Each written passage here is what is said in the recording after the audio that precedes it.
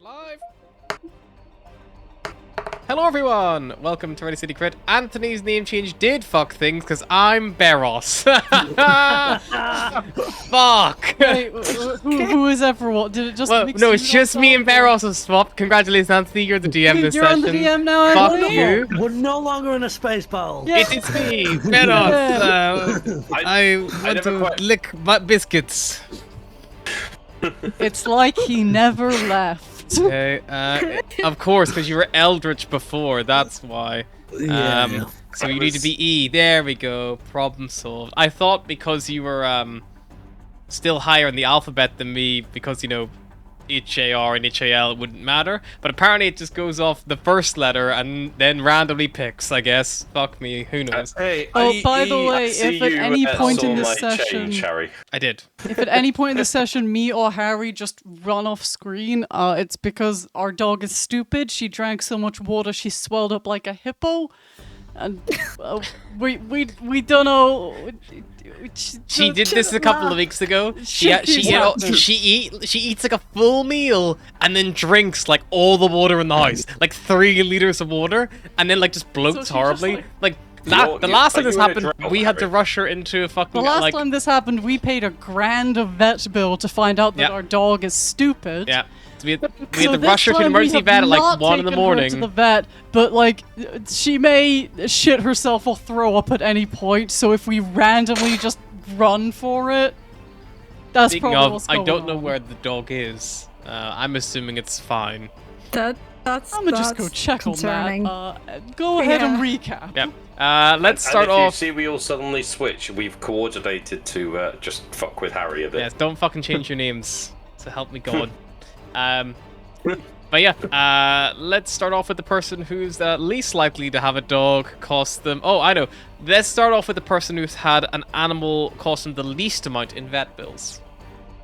Hey. I think me and George recently have just dropped $1,000 on one appointment 2 weeks ago. That's pretty high.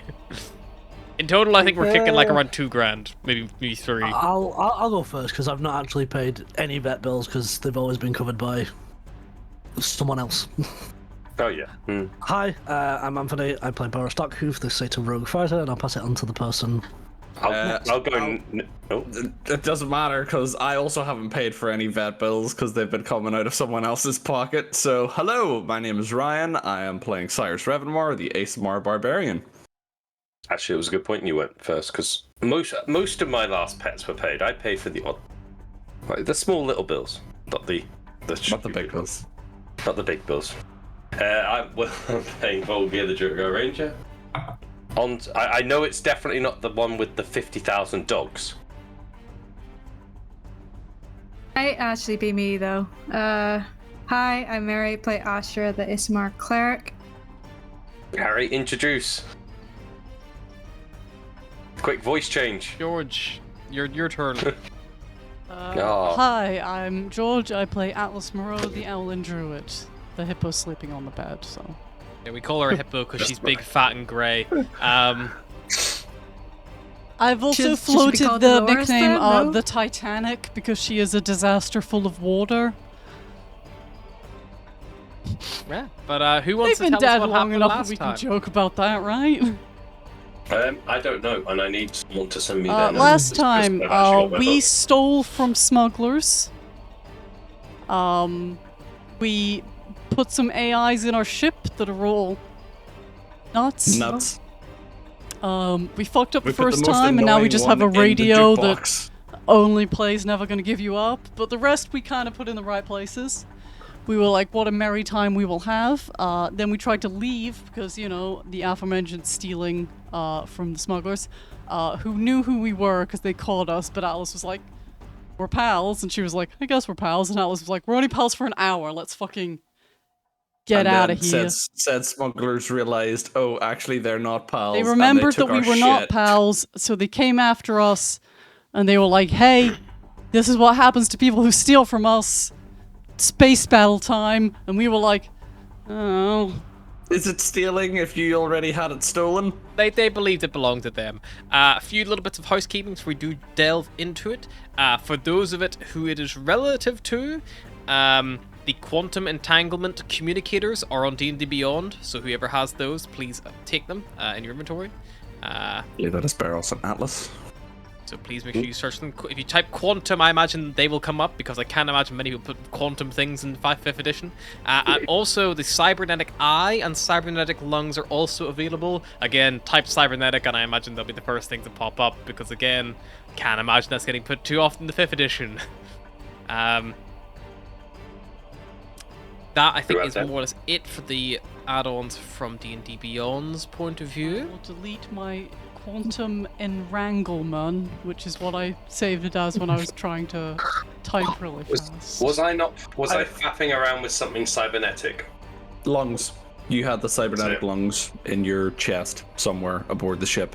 I love the fact that in the AI commentary for the ship, Harry has put Trickster AI. This AI is in the jukebox. The jukebox plays never going to give you up at 1.75 times speed. Yeah. And that's all it says for it. Every other one has their positive and negative. And that was the radio. And that just one has is a radio. Negative. Yeah. Well, it allows the jukebox to work independently of the ship's power. That's the positive. I mean, Does that mean that if we get that sick of him, we can just You'll remove... still have never gonna give you up. So if you lose life support for whatever reason, you'll die to the dulcet tunes of never gonna give you up played at 1.75 times speed. But does that also mean that the guns I mean, if and we get that everything sick of him, else we will can be just put an leave AI the in? radio No. somewhere at But does least. that mean that we can plug the jukebox? Could we hotwire the jukebox to power other Not a power parts of the source. ship? The jukebox isn't the power source. The AI is powering the specific jukebox. So he can keep playing. But if we have to torture someone, we can shut them in a room with a radio that only plays Never Gonna Give You Up at 1.75 speed and be like, we'll turn it off when you talk, and then not be able to do that. Yeah. They're just screaming for hours on end. Oh, fine, I'll talk, just turn it off. I never turn off. He only Turn ever it off, please. turns We on. can't. We've tried, just bags and crying and... Or we can sell someone an incredibly enhanced AI radio and leave out the fact that it only does that. And then be Yeah, like, just- they're your problem now, fucker. Okay. Oh no, he's actually made a map with ships. Yeah. No. Yeah, Harry spent all of today prepping, and I was like, oh, this much prep is never a good thing. It means you can't avoid it. Basically. So That means Harry is at the stage where he can legitimately get away with putting that much prep in that we cannot physically get away without engaging in it. I didn't realize the little fighter's called Cottontail. Oh, Daze also has not realized that yet. Daze is yet to realize that. It will become apparent the second you get radar contact. That's a final parting gift from Sergeant Zay, her old drill sergeant who gave her the ship. But yeah, you are currently, wherever you may be, aboard the Chimera. We will leave it, if we need to, we can always flash back and forth between the actual combat itself and the main Chimera screen. But for now, we can probably just go off, I think we were pretty much on the cockpit. yeah, we can probably. Because when we I'll got say healed- we can probably roughly theater of mind the running around in the ship. I'd say that's probably we can just focus on the exterior for now. Yes, we'll spend half an hour getting to our Basically, have positions. you ever seen what, like, the back of a McDonald's looks like? That's kind of us right now. So, as you all, you received this hail from Kelladorn. This woman. She had like the big leather jacket, smoking a cigar, sat at her she's cooler than us, we get it. sat at her like terminal. You identified that hail came from this central ship here. Kelladorn's aboard this ship, and then flanking her on either side, there are two smaller. You would recognize your ship. We will scan this. The central ship is a cutter class, same as yourselves, and the other ships are fighters. So the same ranking as Cottontail would effectively have. The fighters, however, look a bit bigger than Cottontail, and the actual cutter itself you're up against, just in general, at a quick look, it doesn't look quite as powerful as the Chimera in regards to its general shielding and a hull and things like that. There's a little bit weaker, perhaps. They, however, did get a somewhat of a drop on you. They did get a little bit of initiative. If you all open the Chimera's stat block, because you may want to roughly know what you're able to do, and by all means, don't feel restricted or limited by only what the Chimera can do. Like, obviously, there's a limited number of turrets and things like that. So, what I'm going to say, because this is probably an upgrade you guys will get in the future, but until that comes to kind of like fruition, anyone who moves up into what was previously the little small arcane turrets on the wings, the little like small pods that D has helped you like basically hack into, the previously automated turrets. Those turrets, I'm gonna say, whenever Greasy Hill repaired them, he changed them out, and he has basically put in what is called enhanced crystals. Which basically means someone can go up there like a spellcaster, or, you know, even like a more martial fighter, someone on those lines, and effectively it allows you to use your own abilities and your own spells. Obviously, the things need to primarily be ranged because of the distance required. However, it multiplies the range that traditionally could be used by 10. So if you have a spell that normally does 90 foot, it now does 900 foot. Yeah? So they amplify what you're able to do, which means that you don't feel limited, like, oh, I can only use this one arcane turret. By all means, you know, mix and match yourself a little bit. There is a few people who do have to stay somewhat locked in. So if you want to move the ship and you want a gun, you need to have one person on weapons and one person driving, at least. And then you need an engineer for repairs and the fly and things like that as well. Would the range spell thing work for my Starry Form Archer? Yes. Nice. The damage of them may be reduced. So, compared to, say, a gun that is meant to shoot through space, they may do half damage, say. Just to give you a rough idea. But, you know, it means you do have the option to use class features and things like that and make it, you know, more unique to yourself, as opposed to just, like, we are only stuck with these shitty little turrets we're not very good with, because, you know, that's not fun. I want you guys to shine. The likes of Astra, she could put, and Atlas putting an Guiding Bolt into it. Yes, or something. Definitely, yeah, 100%. But it might be, yeah, but it might not be as, like, you know, potent as maybe you would traditionally expect it to be. But, you know, you'll kind of find out with that. But, you know, just to give you guys an option. So anything you normally have, distance is multiplied by 10. So it does give you a little bit more range to play with. The map here is correctly ranged. We may never play with a map like this style again. We will see. It might be dog shit, but we're going to try. The fighters do have initiative on you, just because they're a bit quicker. And the fighters, if you check the speed of the Chimera, you'll notice I've removed the in-atmosphere speed. I've only given you from now on the Expanse speed. I've done that for all ships apart from Starbucks, because I think it just makes things cleaner. So the Chimera can move under its engine. You'll see it can move 800 foot traditionally. You do have things like full speed ahead and things like that, which allow you to move a little bit quicker. But those are all abilities you do have to play with, so by all means. The fighters on either side of you can move 1,250, so they're going to move a little bit. I can go on.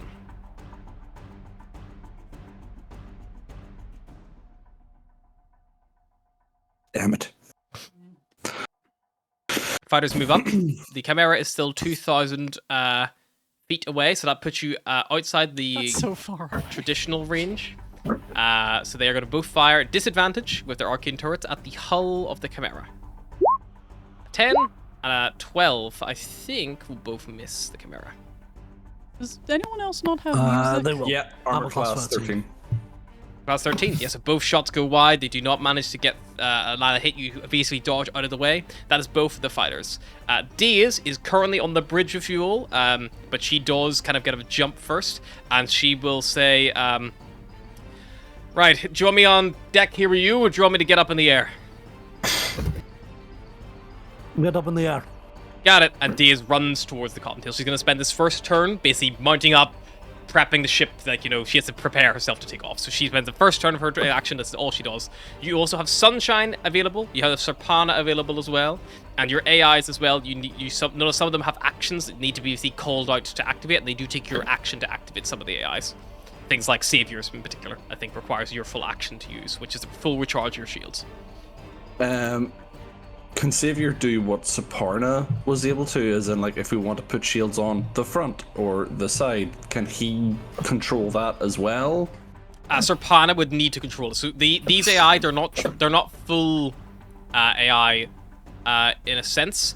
They are like these rogue AI, so they're like not fully functional, not perfect. Okay. If that makes sense. Does that mean that since Saparna, sorry for the questions, but since Saparna was locked out of those functions, does that mean someone would have to manually change where the shields are? Serpana can still do it on your behalf if you request her to, but it does still take her full thing. It just means that Serpana can't. So if for whatever reason Savior wants to do something to shields, like I want to send all the ship's shields away to defend Diaz from this like shot that's coming wide, Serpana can't stop it.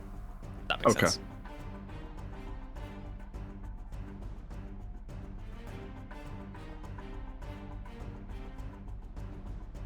So yeah, with that in mind, it is now your turn. The enemy ships have moved forward a little bit, but they can't get close enough. I think the cutter will take a shot at disadvantage of its arcane cannon, but I think it'll probably miss. We'll see, just in case. I think that one didn't work. Oh, 13 will hit. 20 piercing damage on the front armor for you guys. I think that will be absorbed by your shields. Also, the damage threshold just has been overcome. So if it hits a damage threshold, it does that damage basically. Mm-hmm.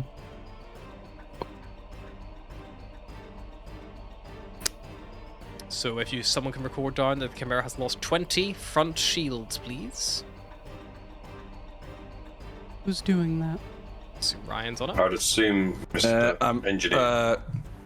Yeah, I'm scanning. Shield generators, hit points is 20, front shields is 10 though. Does that mean we take 10?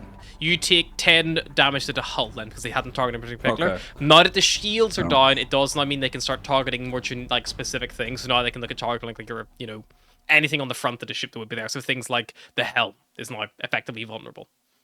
So that means the hit points go down by 10 as well? Hit points go down by 10. So hit points is your hull armor. So that's your main armor. So if they hit 0, you blow up. But there's also individual items on the ship that also have hit points that aren't affected by generic hits. So that a generic hit is like you've got to get the shields down, and once the shields are down, then you can then target specific things on the actual ship itself. But yeah, and that is your turn. So you feel like, a big blast kind of like ricochet off the side of the shield, and like, a bit of the metal, probably like you hear like the warping of as like the blast of force just washes by. But yeah, you guys are all battle stations, so what do you want to do?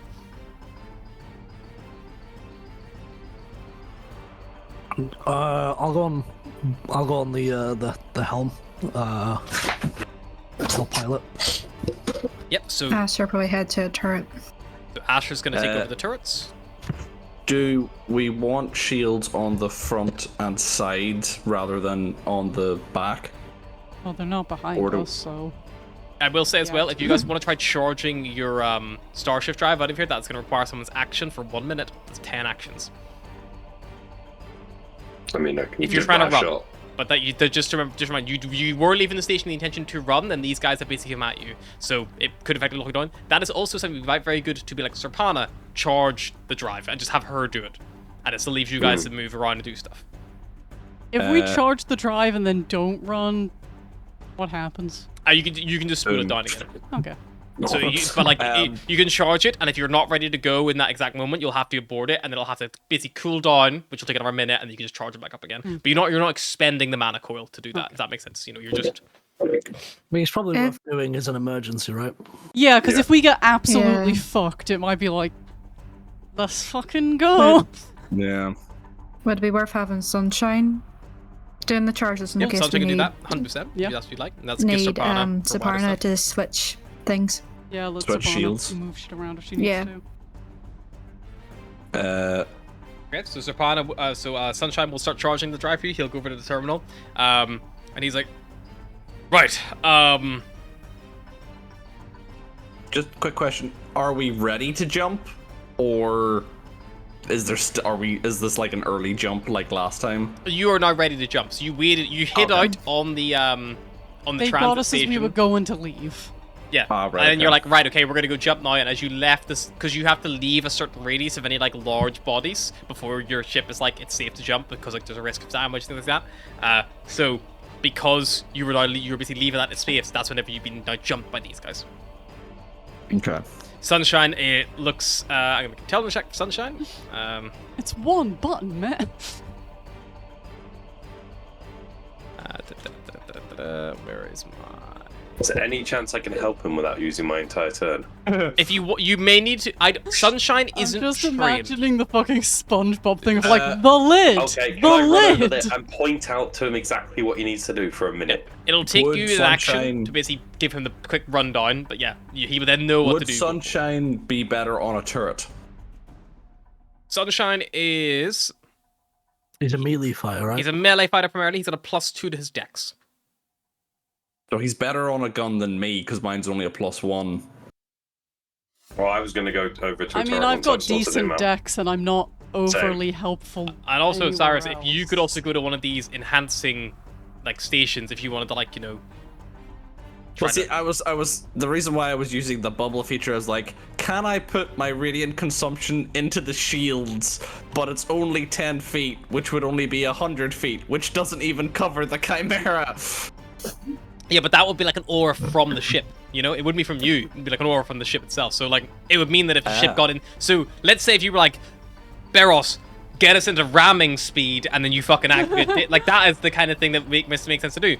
But also things like Beros, get us into ramming speed, and you go up to these bubbles, lock the airlock, mask on, open the fucking window, and axe the like things like that. Like Jumping through space with an axe. not even you can literally just like you could just open if the you hatch like a and very just like Beros thing smash. to do. If you break a spaceship's windshield, that's not going to be a good time for them.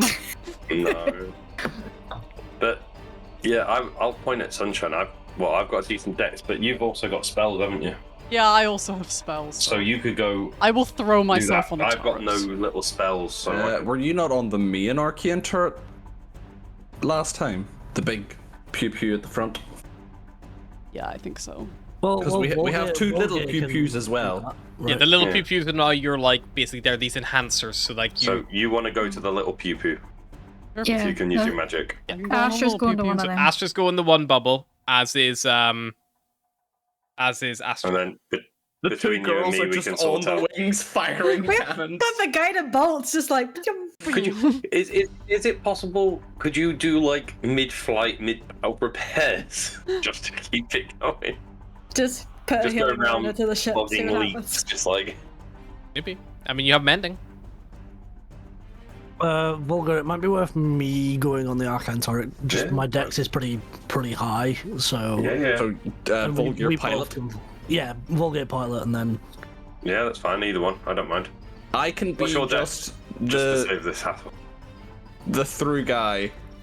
I can jump to different stations depending on. What You're the needs one-man done. army. Yeah. I'm the caretaker. I'm giving it all she's got, Captain. Fucking like not Doctor enough. Who running around the fucking terminal. Yeah. With a hammer, as something else explodes. Like, just like Astra, get here, we need medic, and then just switch. Well, do you wanna stay on the pilot for this round then while I sort out Sunshine then? Since yeah. I'm not doing anything, I can talk Sunshine through it because I've done the jump manning before, Yeah, so I that's can fine. actually take a full turn and be like, "This That's is fine. what you do." Once this he is the knows how to buttons." do it, he Okay. can keep doing it, but he's never been shown before. Yes. And now I'm Cyrus just will- imagining as when Rock is trying to talk Groot through the bomb. Oh no! No, It's- that's it's the button same- that kills everybody. It's the same as Cyrus trying to explain snap to him. No, those are numbers. The king is a 10. What do you mean the king's a 10? No, the king means. Yeah, Sunshine is the one true himbo. But yeah, so Sunshine is going to start charging for you. You got astronauts running to the bubble, so you guys can get set up there and you can take actions right straight away. That's easy enough for you to do. Just take your movement. Volgir, you're taking the ship's controls. You've control of the ship's movement. So for movement, you can every turn you can move up to. I'm going to just round it to 3 hexes, because you don't do 800, but they're 750. Unless center. yeah. So unless someone wants to do full speed ahead, which basically will give you a potential to go a bit further, which is you roll d6 and then times up result by 5, and then you add that to your bonus to your speed. So if you rolled a 5 Do or that to more, myself. you cannot do that yourself because you are flying.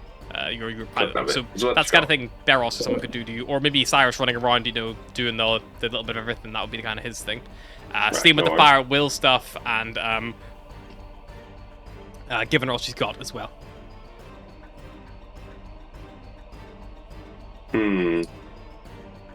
What's the range was about 900, wasn't it? The range for Anything. your weapons, they have 1,200 range.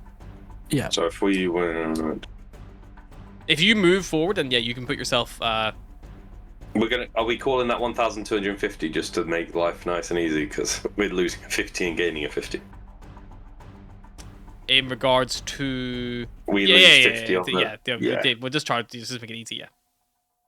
Right, can I move us there, people? I think. It's your call.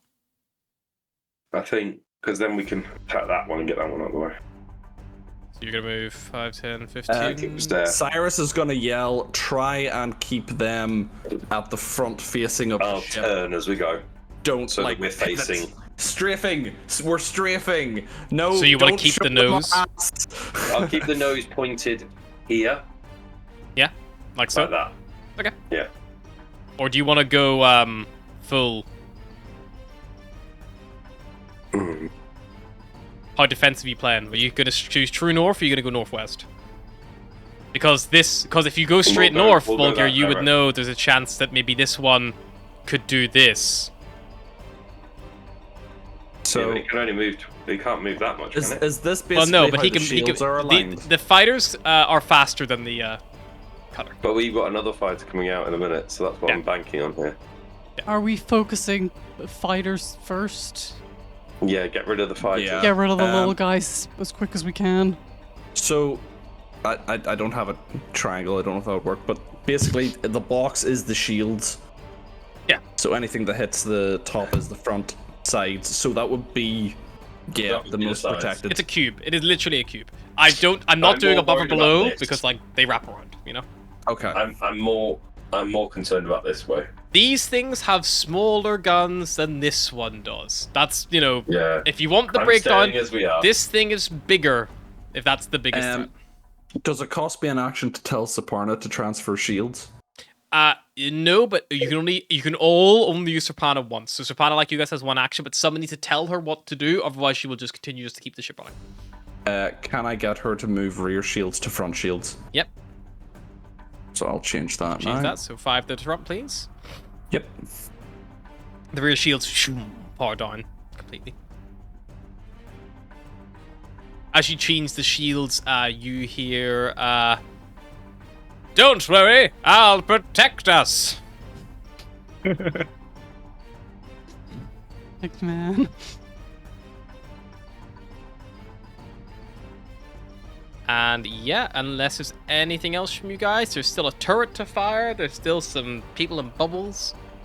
I mean, I would like to shoot someone Yeah.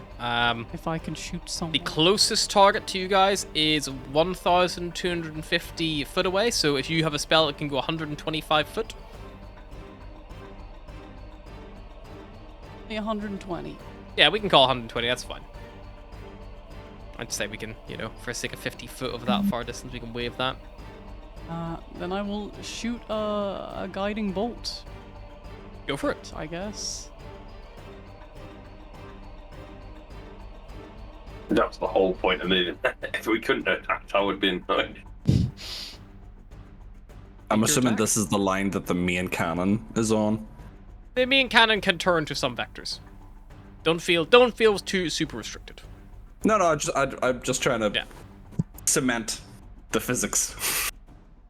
It's not like a pirate ship where cannons are like, left and right. Like Volgear can turn the ship, Gyro.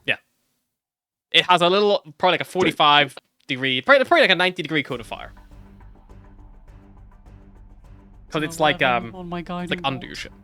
11 to try to penetrate a fighter's armor will not be enough. It just dodges out of the way as the shot comes towards it.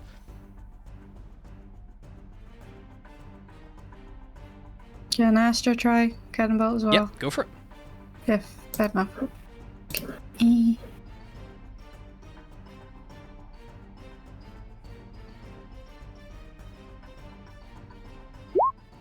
Twenty-four definitely to hits. Yeah, roll your damage. Oh, just show it's me up just there. this. I'm sorry. Yeah, just the 4d6. It's 9. 9 Just really copy damage. 4d6. I was there like, I had him on the ropes. You catch it in the front shields, and you watch as the front shields absorbs all of it. Okay. Does that still count towards advantage on the next attack against it? Um, Because guiding bolt. Yeah, they would. It's part of the spell. You see it illuminates. It's like a firing a flare in that direction. Yeah, they guide your eye. You know. Cool. Quick, Meryl, shoot him. Is it this one we're shooting here? Yeah, you're shooting. This is the only one within range at the minute. Didn't mean to move the ship. That's fine. Don't move us. So Sparrows is lining up a shot. The attack is just a +6, yeah. It's a flat +6 unless you want to use your Dex plus proficiency instead. But generally it's a +6 because it kind of reflects your crew's quality score.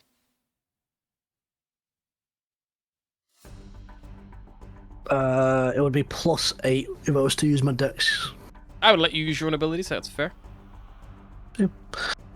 Just roll You're a the one flat aiming d20 then. So that is a 27. 27 -1 because they've not engaged you yet. A nemesis is active. Yeah.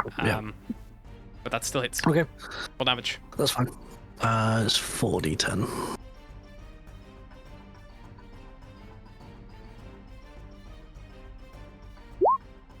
£20. 20 points of damage. Yeah, the front shields on that ship, they break. And you watch as they like take a good blast across the side. Bless you. Bless you. The shields, front shields are down, so you mean you can start targeting more specific things with follow-up shots, but for now, that is probably you.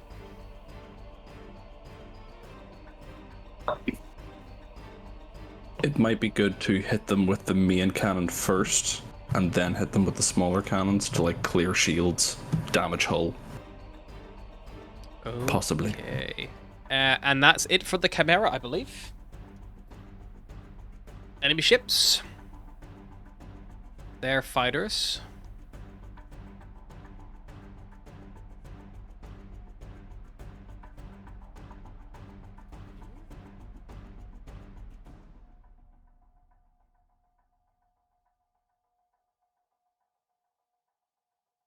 Here. And both fighters are going to take a little shot towards you. The one from the left is going to shoot first. 2. And the one from your... This, I think... It's a real split shot between your sides or your rear. So I'm going to roll a d20 first. Odds, it's on your side. Yeah, let's go evens. It's pretty better. So go evens on your side, odds on your rear. On your rear. No, we don't have any shields 12 there. will still miss, though. Glances off the... You're able to dodge out of the way before it can connect. That is their turn. Cottontail dusts off.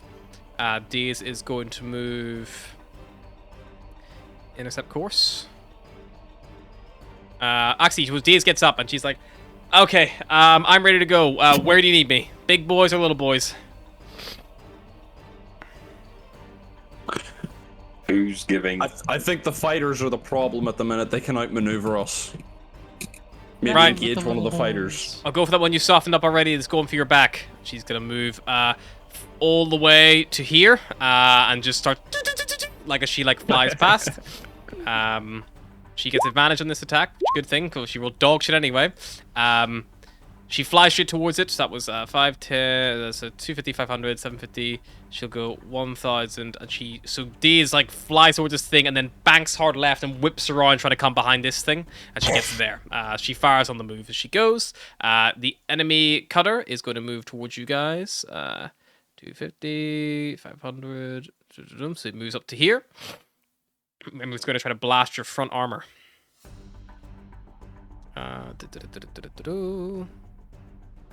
It has, noticeably, unlike the Chimera, you guys have one chin-mounted turret. It has like 2 front wings, and it has 2 turrets on the front, so it does get to shoot twice. I'm getting Millennium Falcon vibes. Yeah, kind of similar.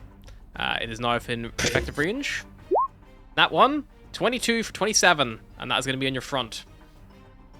Okay, so that means front loses 5, and then we're gonna take. And it is your turn again, Chimera. 17 damage. Oh god, calculator, because I shuck at maths. Fuck it, maths. I shuck at maths. Sunshine charges the Starshift drive.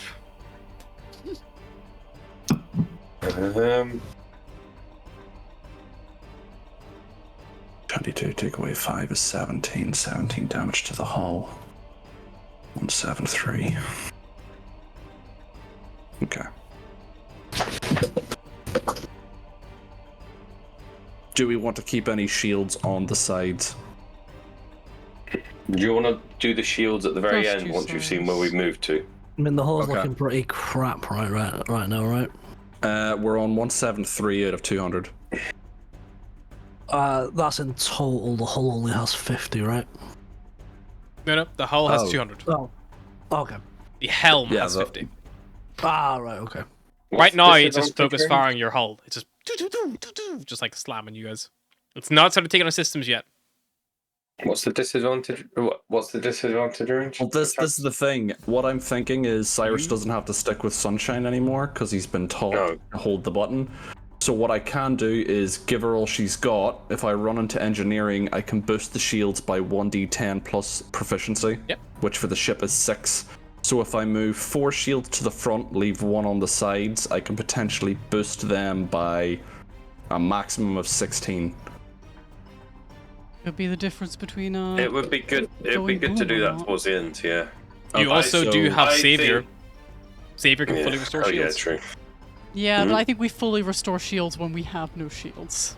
Yeah, Yeah. that's why I'm thinking of boosting them now so that we have the protection. But I'll let you maneuver first. So I'm thinking, because if I maneuver, you've lost these 2 attacks. So why doesn't the front and left both attack first? Because this one's already out. This one's.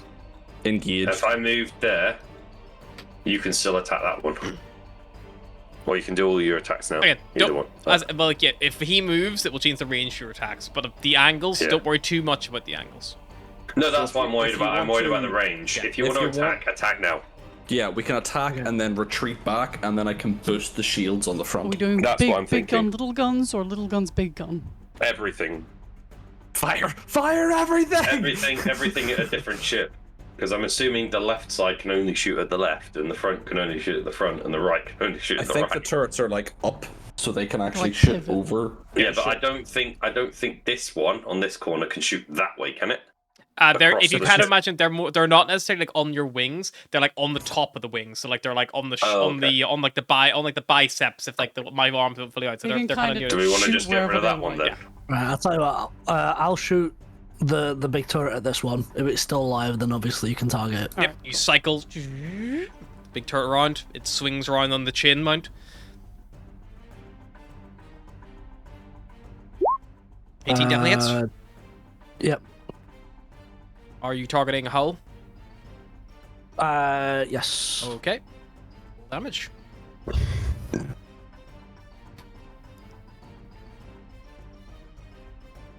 Oh, 47. Oh, that is a big chunk of damage. Yeah, this ship, you watch sparks flying, like, you know, like fire getting really stuffed out by the cold vacuum of the Expanse. Yeah, this thing does not look well. Like, it's emitting smoke from the engines. Like, yeah, very, very, very badly damaged. And it can immediately have a guiding bolt thrown in its direction. Alrighty, make your attack. Was that the ship that got guiding bolted before? 'Cause Yeah, Barrows D's would already have used that advantage. D is, Ah, okay. Look, I don't have much that goes that far, okay? That's okay. I'm just I didn't realize Diaz had used. Oh yeah, because Diaz attacks after us. Fair enough. D is acts on her own initiative. 26 definitely hits, and with that you blow this thing. The Kingdom Come. It is dead. Barrows or Vulgir, bank right but turn left. Bank right while turning left. Astra, you still got So- something to shoot at. Yep, You want me to just go back checking my here? map disappeared I'll on go me. over there. So going right but turning left to keep the shields. Okay, I did get him bolt again. I was going to move back here. But whatever you think's best. Yeah. Trust 22. you, good choice. So That would put you closer they to have a D's and make percentage D. chance if we're on an angle to hit like front or side. Yeah. 22 hits for Yeah. immediate damage. Yep, nice. Very nice. Yep. Right, I'm going to move there with this. There. Wherever it is, there. There. You watch as their shields are barely clinging on the front again. They're like flickering in and out. But yeah, good doing good hit, and they you have advantage on the next attack. Where are you moving to, Vulgir? So moving There. like oh, that's the cone. Yeah. Don't want the cone. 1 sec. Moving to here, but pointing and Pointing. You can just Uh, move. You should be able to just move the Chimera. Oh, there. 1 sec. yeah, just Oh, yeah, I can. pivot a little. You said you're moving Yeah. there. Remember, you move from your central Yeah. point. I'm going to pivot it like that, because then it. Oh. It's 45. It's like 45-degree angles. Ah. That's we know which way it's pointing. Right. Are we sticking to the 45-degree angles, or? If you cannot rotate it a specific way, that's the way you're locked in. The same. Right, staying that way Otherwise, then. the whole like the shield's front, left, and side things and back is kind of like a bit like hammed up yeah. anyway. You know.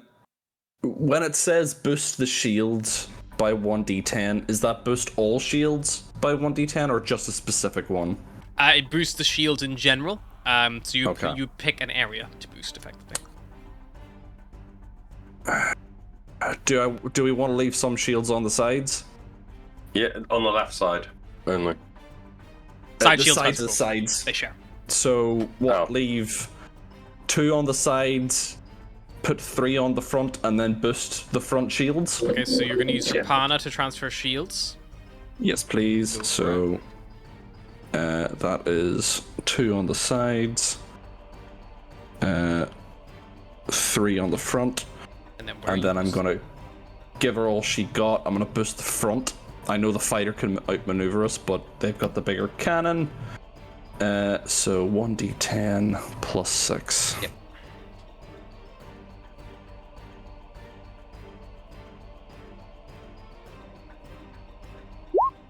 Eight, 14. 14, very So nice. front shields go to 17. 14. Front shields go to 17. It's already 3 there. 17. Yep. 17. Cool. Whoops.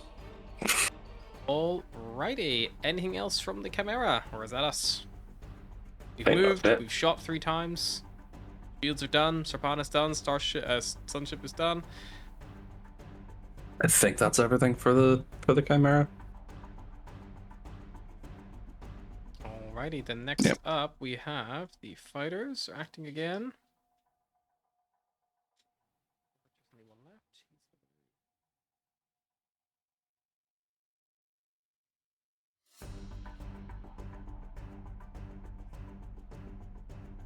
Here. That's very much on your side as he opens up. Should be a flat roll, but the 2 is the first one, so that will miss.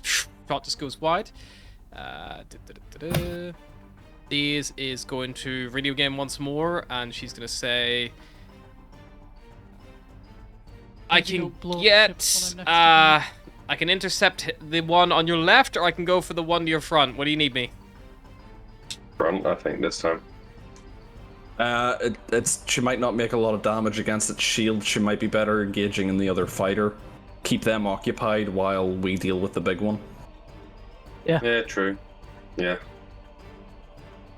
You want her to go for the spider? Yeah, because even if she can distract it, it means they won't be flanking us. Hmm. Okay. Move forward. So she flies like just past the anyone who on the helm would see, like the cottontail just like whizzes past, and then you see probably ching ching like her shots firing ahead as she flies towards this thing. She's just within her min range. A 12 will miss Stone Foresee. The everyone just dodges it the way she fires towards it. Which is a shame because that was really good damage. I think her damage is set to too high. That's why. Arcane turret damages. There we go. That's better. Cutter. They are going to move. They like strafe to the left, trying to get around your, because they see your front shields are like fully charging up. You guys come with like a bubble shield hex kind of like display, like coming over the front of your ship. They're gonna try to move around.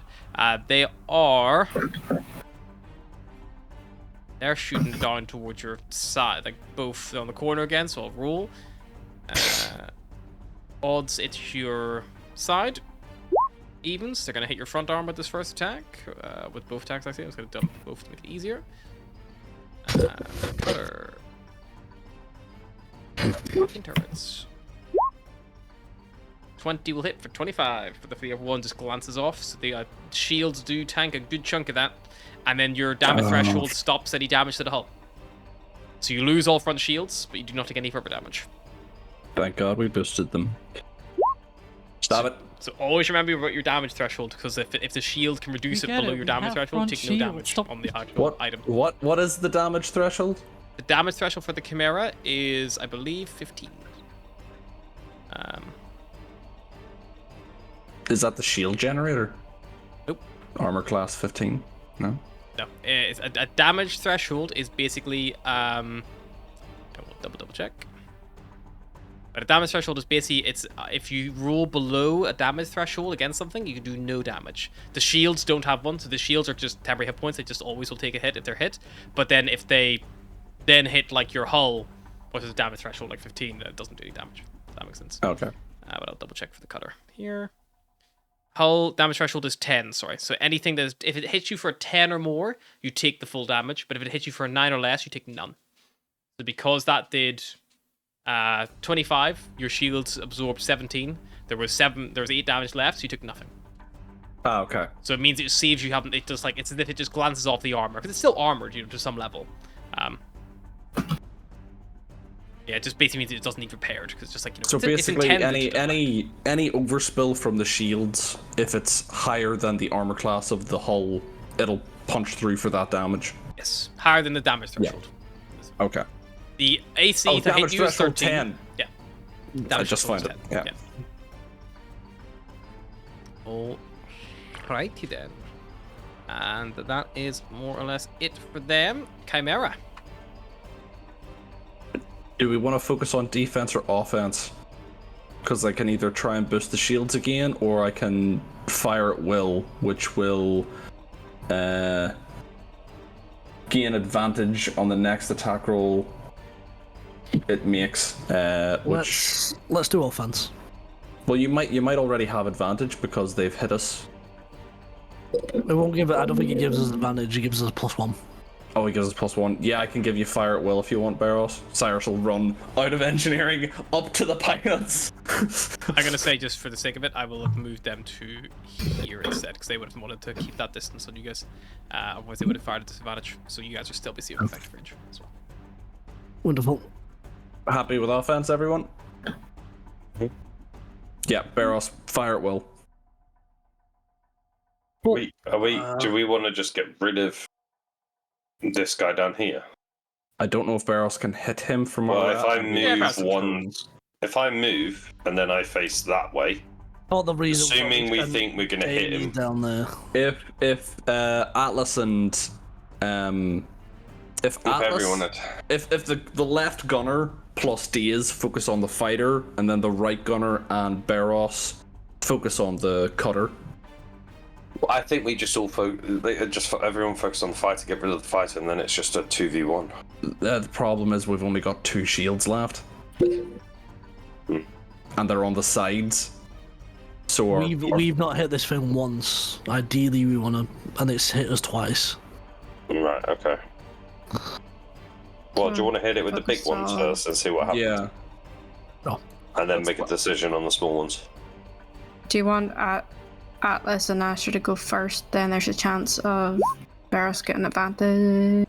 Doesn't need That it. is 14 plus 8. Didn't he have advantage 22. anyway from the last? Yeah, did last I? round. Yeah. I don't think I've been used yet. So where you're Yeah, engaging Steve. The larger one. Yar? You've also got 22. advantage. The big boy? Sorry? Yeah, big boy for 22. I'm confused. Did you use fire at will? Yes, I had advantage. Okay. Oh, alrighty. How much I'll do damage? damage. You're hitting this thing in the probably the full armor. Yep. 30. Right, yeah, you watch the front shields get punctured.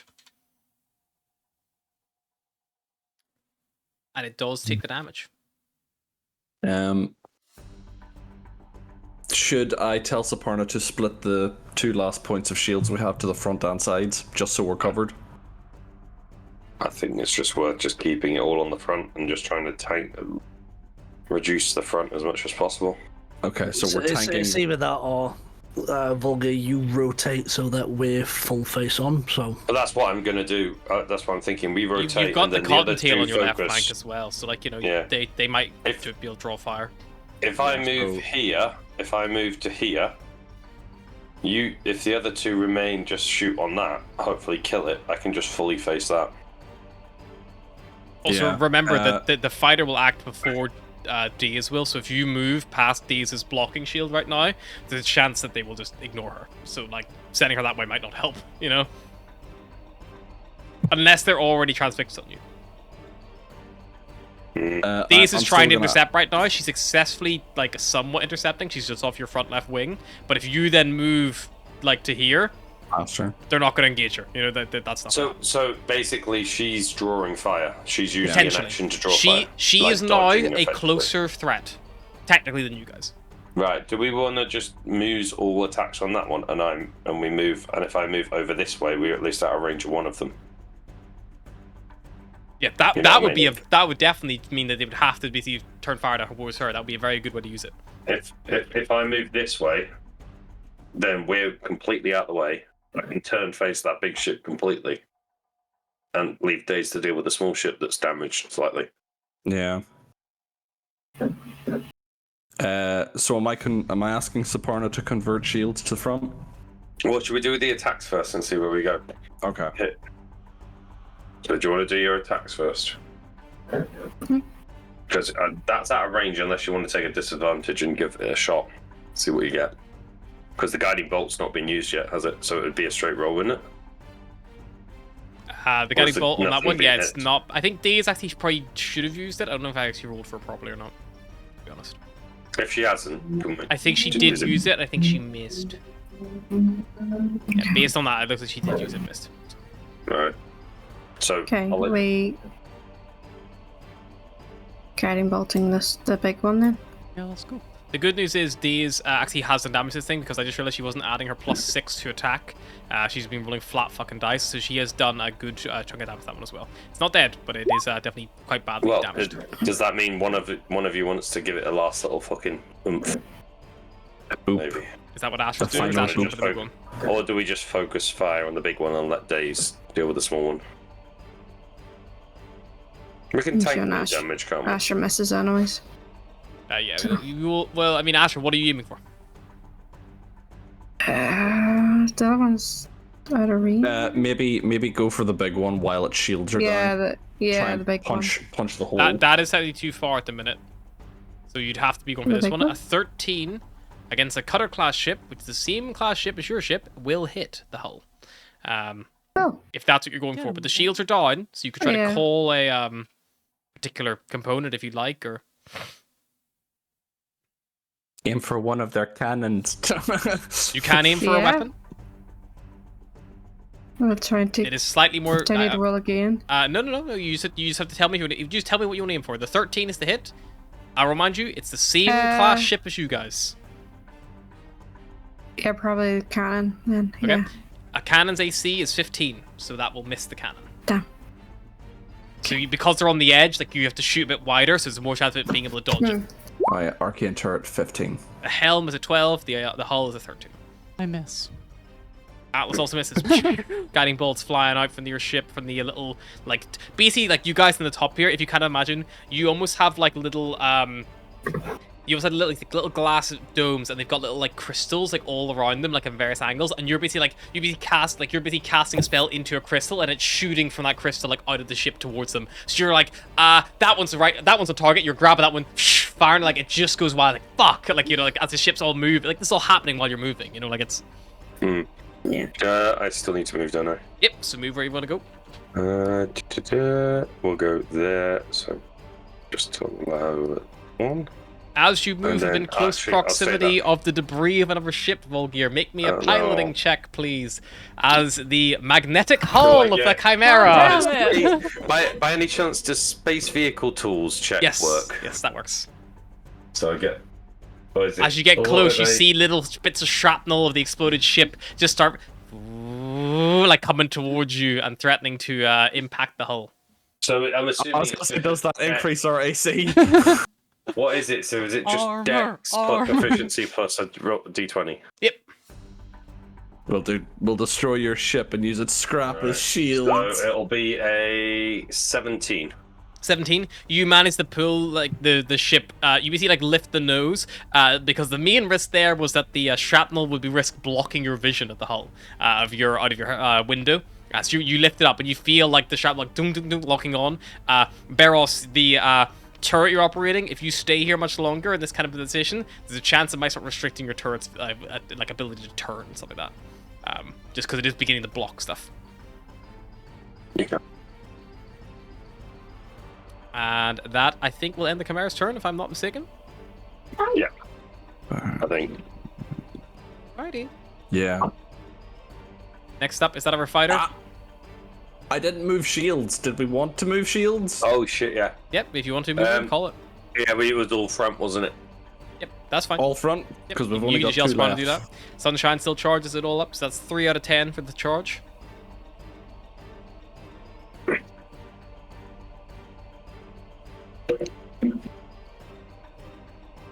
This thing is, it's coming towards you guys, but it does, so it's going to engage the Cottontail as it flies towards her. That will hit for 11. I mean, it depends. Do you guys have an open channel today, as you think, or do you not? I would assume we did. Yep. Then you would hear from Daisy like, "Okay, I just lost front shields." And then that pretty much what you get. But she doesn't. Apart from that, you look, if you look off the bar, you would see like she's not like taking any damage to the ship yet, but her shields on the front have gone down. Would Savior She's too far. move the? Okay. She has to be within 500 feet. Right. Okay. So she's 1,000 foot away at the minute. Luckily, it hasn't damaged her ship at all. It's only basically taken her shields out the front. She still has side shields and rear She is shields. just now vulnerable. But a fighter cannot move its shields. She has to fly and gun. That's all she's got. So like, if she loses front shields, that's her primary mode for like what she's facing enemies. That's quite big. But luckily, they've also lost front shields. That will be their turn as they kind of are trying to move towards you. Daze is going to Dazed. bank around because she's a fighter. They can do more tight turns. So whereas you guys are like limited, you can only do like a 90-degree kind of turn. Fighters can do 2 70-degree turns. So they are like really nimble, agile ships that can duck and weave. Like basically meant for this kind of like style of outmaneuvering bigger ships.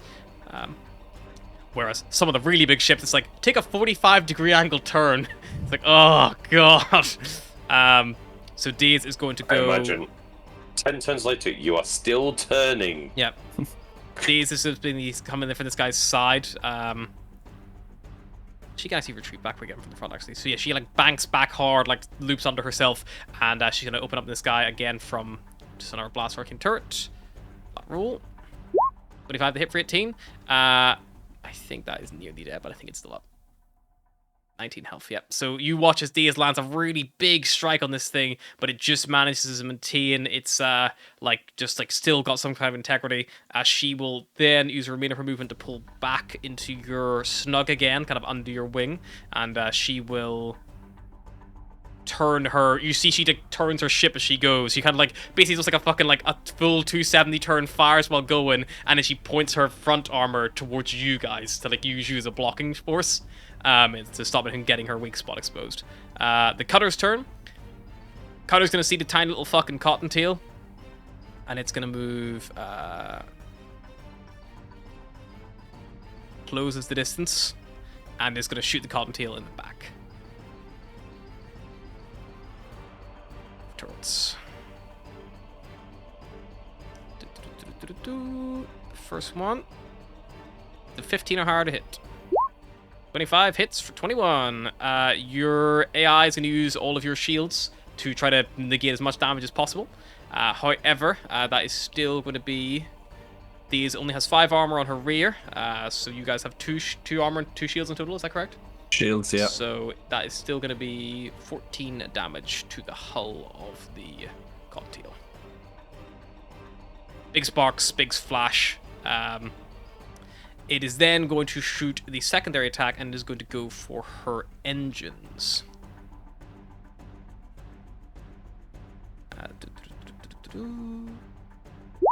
16 damage on the Cottontail's engines.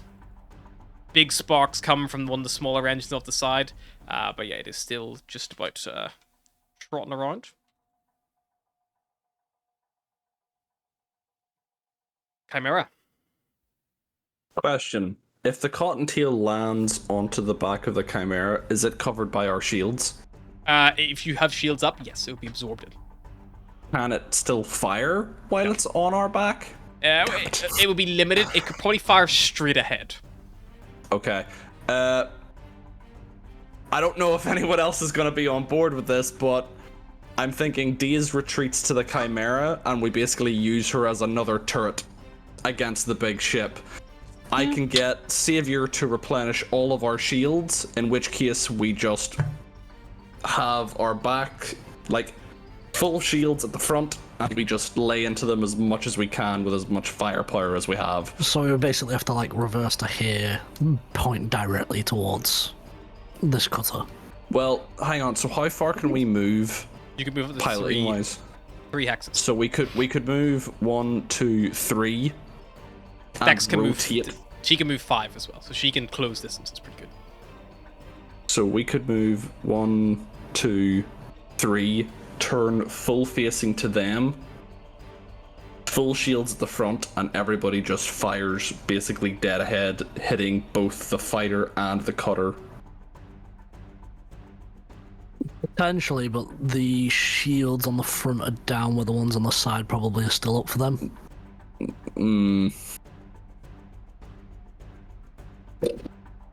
Can I just resuggest Harry's plan of what he said earlier of just attacking it with an axe? Yep, could do. You also can... also, Volgear ramming speed is very much a thing. If you plow into an enemy Tev, you can ram. It's called crashing. The enemy, your ship carcass into the enemy ship. If you, it's not that strong. You can only pull tiny objects. You're pulling shrapnel at the minute. Right. If you ram, by the way, basically you crash into it. Both ships have to make Constitution saving throws, and on a field save, you take damage to the hull based on the size of the thing you crashed into. So you guys are huge, so you could do 8d8 damage to it, but you also risk taking 8d8 damage yourself. If we fully boost shields, and Radiant Consumption is a bonus action, so if I could somehow fuel more shields with Burnie damage or Radiant damage, would that increase our damage as a ram? Question. Sorry. Very big question. Yep. Can I use a large object on the ship through the crystals because it says object in the description? I would say something like that. So the crystals that I'm talking about, they're more like they amplify like, you know, attacks and things like that. Well, it's an attack if I ram. It just increases the size that we're crashing if you into. want to look at doing that in the future, that's something you can look at doing. But making your ship go from huge to gargantuan is a pretty big thing. But yeah, so if I ask Savior to replenish all shields, we could put 15 on the front, 5 on the side. I could also possibly bonus action radiant consumption the ship. In which case, anyone within 100 feet of us burns with either infernal or radiant damage. Yeah, but that includes. And what you thinking we How get effective right is that up going to close? be against a ship? I don't know. It's a space hellish radiant physics here. Also, I don't know whether or not we'd have to wait for days to actually join with the ship. Well, the shield, you would, if you use Savior, you're not going to repair the Cottontail shields in the first place. Her shields. No, but I meant like if Days joined with us, she Would would our be shields under be our her shields. Yes. Yeah. But you know, she can still catch up and join you. If you guys have shields, she can still land on you. Could I use Yeah. the wand of magic missiles through the crystal? Does it work with potentially. item or? Potentially, yeah. I just don't It's want like to. I just don't want to use the wand of magic missile and destroy the crystal with magic missiles instead. the wand, you just like insert it like a USB port into the turret. It's like, oh damn, it's the wrong way. Let me just rotate. No, wait, that was the right way. Let me rotate it back.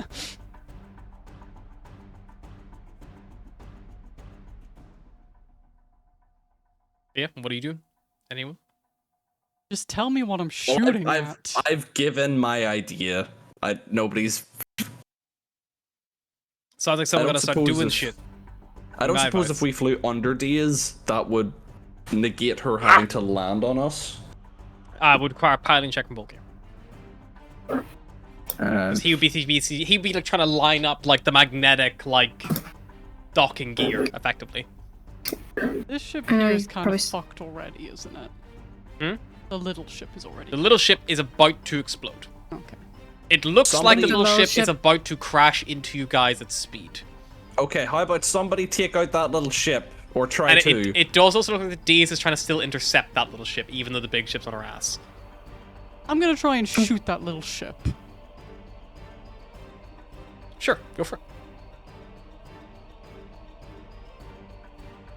What if we Let's went hit there something. and we picked up Days on the way 15 past? just hits. Yep, that will kill it. It explodes. Just a Hey! Yeah. So My yeah, second what if we exploded went ship that way? of the battle. That's what I was suggesting. You try and like swoop under Days and be like, Days, be ready for pickup, and just shit, Right, magnetized. before- She can stick to us. Before, She's on timing. before kind of any movement, I will probably just shoot the big ship. Go for it. Astra will as well if you want her to go first to see if we get. Guiding bolt. Yeah. Yeah. Oh, What a good deal. guiding bolt. Let's We see if used the the guiding guiding bolt bolt lands from first. Yeah, Astra did say she was going to guiding bolt first, so 13? on the Probably big not. ship hits, because the big ship is No. lower than just hits. the hull. Okay. Hits the hull. The hull. Okay. Right, that means Beros gets another roll. Eros, roll again. 17. Shit. 17 damage. And Beros, what's your d20 roll? 9 plus 8. I think that hits. Plus 1, because it's already done damage to you. Yep. So Yep. I'll be 18. Yeah. 18 damage, plus another 17 damage. Both aiming for the hull, yeah? Oh, sorry. I'll do my damage now. I like how it's like, this is what happens when you steal from us. It's like, this is what happens when you try and 22 steal points back of the shit damage. you stole that To we the stole. hull, yeah? Yes. Righty. And then I'll swing this way. So I'll swing round to here. Cyrus will yell out to Daze, Are we trying to pick her up? Yeah, pick her up. or- Yeah, Grab pick her her. up. Okay, if you're trying to pick the Cottontail ship up, I will need a piloting check from you. Right, go on. Let's give it. Just don't crash into it and kill her. That is the risk. If you roll very, very badly, you might just collide with the ship and do damage to it. Well, that's a 9 straight, so I get +6 to that, so it's 15. 15. You are able to move into position, and yeah, Daze is able to connect the Cottontail to the Chimera, so it locks on. Cyrus will then tell Savior to boost all, reinstate all shields. I've got you covered. This light blue wash of shields like goes all over you as the AI pulses. Thanks, Xavier. You're so much more helpful than that radio. How many do we want to put on front? 15? And 5 on sides? Savior, Or more if you even? look, 10 Savior and 10? will automatically return them to the default state. Oh, that's 10 at the front and 5 at everywhere else. Okay, so we have 10 at the front, 5 at the back, and 5 at the sides.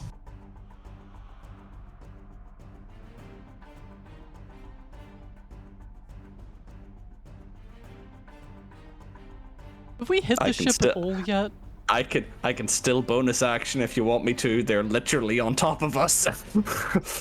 Have we hit the big ship at all? Sorry, Yep. I'm not. Yeah, I've been you've in done and like out letting the dog out. you've done like 50 damage to it plus its front shields. Okay.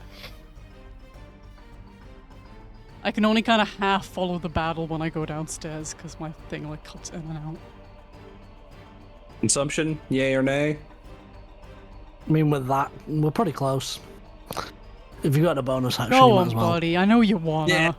Yeah, I just want to see what it does. I know you want to set yourself on fire.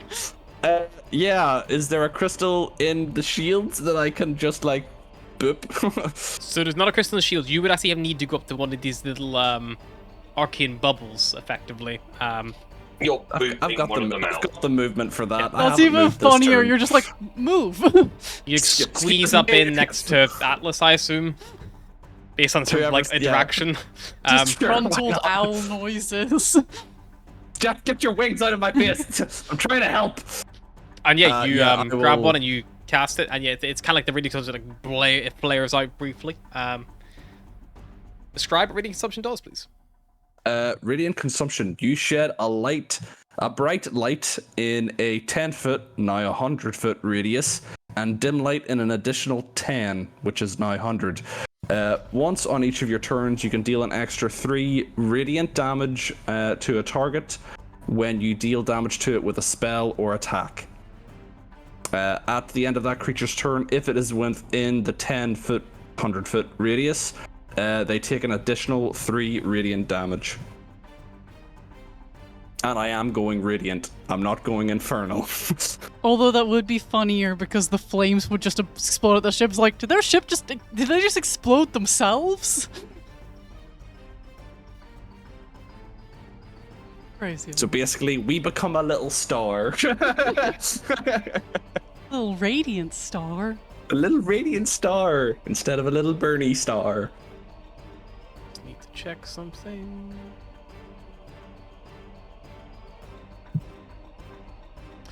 This is your Asmar ability, isn't it? Yes. Scourge Asmar. Scourge Asimar. I love this ability. It's such a fun ability. I made a character whose solely was built this ability because I loved it so much. Kamikaze. I will kill myself to see you die. So, experience. I'm just double checking that I still remember correctly. It has been errated.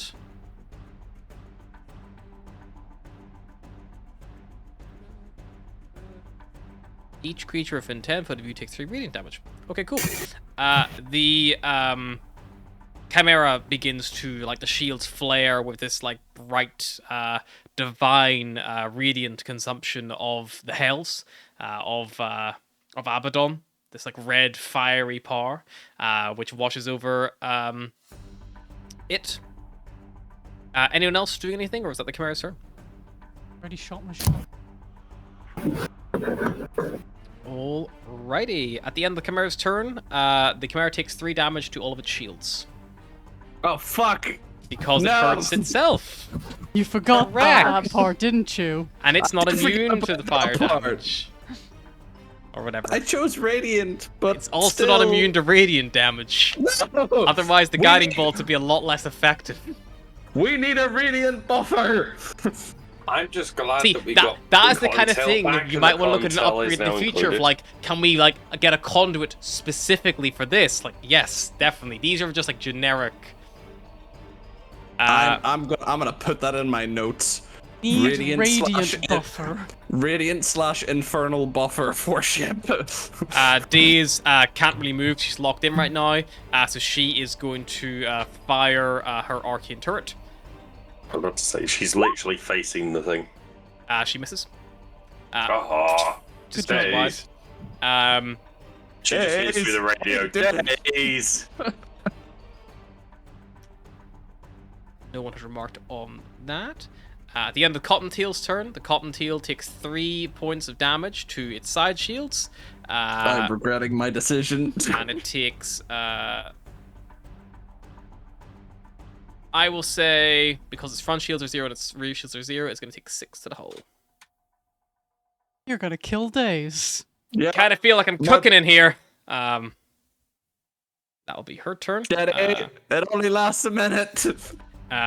Daze... I just look, get out of the way, I'm helping. Sets everything on fire. Alice just next to you, like, It seemed like a good idea at the time. silent owl judgment. Volgir's probably trying to pilot, going, Atlas! Cyrus! Atlas! Whichever one of you just fucking did that, stop it! I'm just imagining the whole ship catches fire and Atlas is just... The whole way around, like 180 degrees. Just purely her head turning, like. And Cyrus just like, I thought it would help. And Volgir's just seeing a wall of fire going, how does someone expect me to fucking see where I'm going? Volgir, as you say that, that's when you see that the ship next to you has just pulled off a hard right turn, and it is trying to crash into you. Oh no, ramming speed.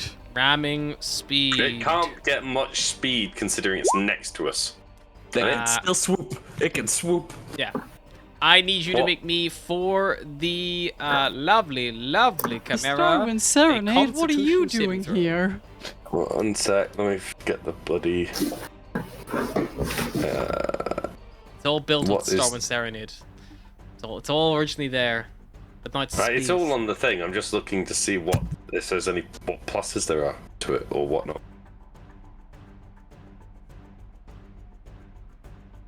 Trying to find out what the constitution is on it. I think the Constitution of a Cutter, I will check in the actual stats, because I don't think it's in these ones. I was about to say, it's not in the ones on Roll20. It's in the actual ones on the World Admiral, because, you know, Roll20 doesn't actually let you do all the stats. 1 second. I've got it. I've got Plus it saved 2. here. So. +2. Right. 14. That's enough, I would double check. And then do I not need to give damage to them because they crashed into us? Yes. Well, I mean, like, it's What up to you. am I rolling? I think, so you succeed the DC 10 con save. It also needs to roll one of those. It fails, so it's going to take the full whack. What am I rolling? It also stops 88 moving. was it? Uh, Was it 88? you roll me 8d10, please. Oh. It's crashing its side armor into you, so its shields are going to absorb some of this. That's why it's like spinning, like it's like Beyblading you. 52. Holy shit! Yeah, that's good. Nice. Big damage to its hull. Its side shields get dropped to nothing. It would be so funny if that thing rammed into us and just exploded. Like, Very real. Can we just disable that thing and like sell it for scraps? People, do you think? Right, yeah, this thing We'd was a have to bit kill the damaged. people on It board. turns towards you. Now, however, it is facing you, and it is going to point blank unload its fucking cannons on you. yeah, but it also kind of looks like our ships are kissing. You're docking. Looks like point blank. I mean, we can disable it. It's just they'll all be alive still. That's fine. Both of I don't those are mind going that for your fight. hull, and I believe both will hit. That 13, So isn't we it? still have 7 shields on the front. After you took 24 and then 22. Oh, no. Never mind. We don't have those anymore, We actually. don't have those anymore. What are these shields you speak of, Ryan? I don't know. Do we have any shields left? Nope. I don't know. Sides. You're Sides. tracking them. Sides So and we rear, ha- probably. Where did they hit us? The front? Front. Direct Front. front. Yeah, so shields are gone at the front. Yeah. You still have side and rear, I'm pretty sure. Alrighty. So- Chimera. Hang on. We're taking Question. 24 and 22, 24. If Astra, because the ships, like, they're right beside each other now. Yep. So could she theoretically cast a touch spell? Yep. That's kind of the idea that you can cast it through your thing, so it gives it basically boosts the range a little bit. Yeah. I'm basically just thinking, inflict wounds. Try. It's still rolling the hit, so yeah. Let's see what happens. Ah. It's- Sorry, ignore me.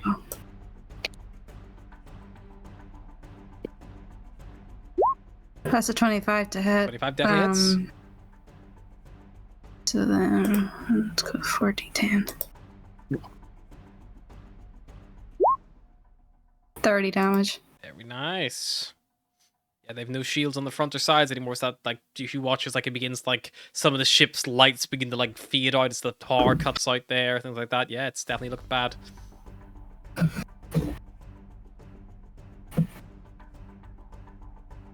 They also took damage from your shields as well. Add an extra 3 radiant damage to that, I guess. And 'Cause also they took to damage us, from like, us. Why do I feel like it's Sarah's looking at me like I'm helping, and Ash just looking like, yeah, sure. Is it possible for me to actually move away from this radiant damage, or are we just going to constantly So take you, it it's for a attached minute? to you. Don't worry, at the we at the end are of the this turn, radiant damage. At the end of this turn, I'm gonna deactivate it. I just wanted to know what it does. Before I fire, what's Cyrus doing with his action? Is he giving orders or? I can Negative either rating. boost shields again, or I can give you fire at will. Up to you. If you think fire at will, I also will be have enough. yet to shoot think if you think a boost. guiding bolt might help you. Am I too close for a guiding bolt? Does guiding bolt have a... No, you're fine. Just try, like gu- 2 minutes. try guiding bolt. If you don't get the advantage from that, I'll give you fire at will. If you don't need the advantage, I'll boost the shields. 23 for 22. That hits. Eros gets advantage. Okay.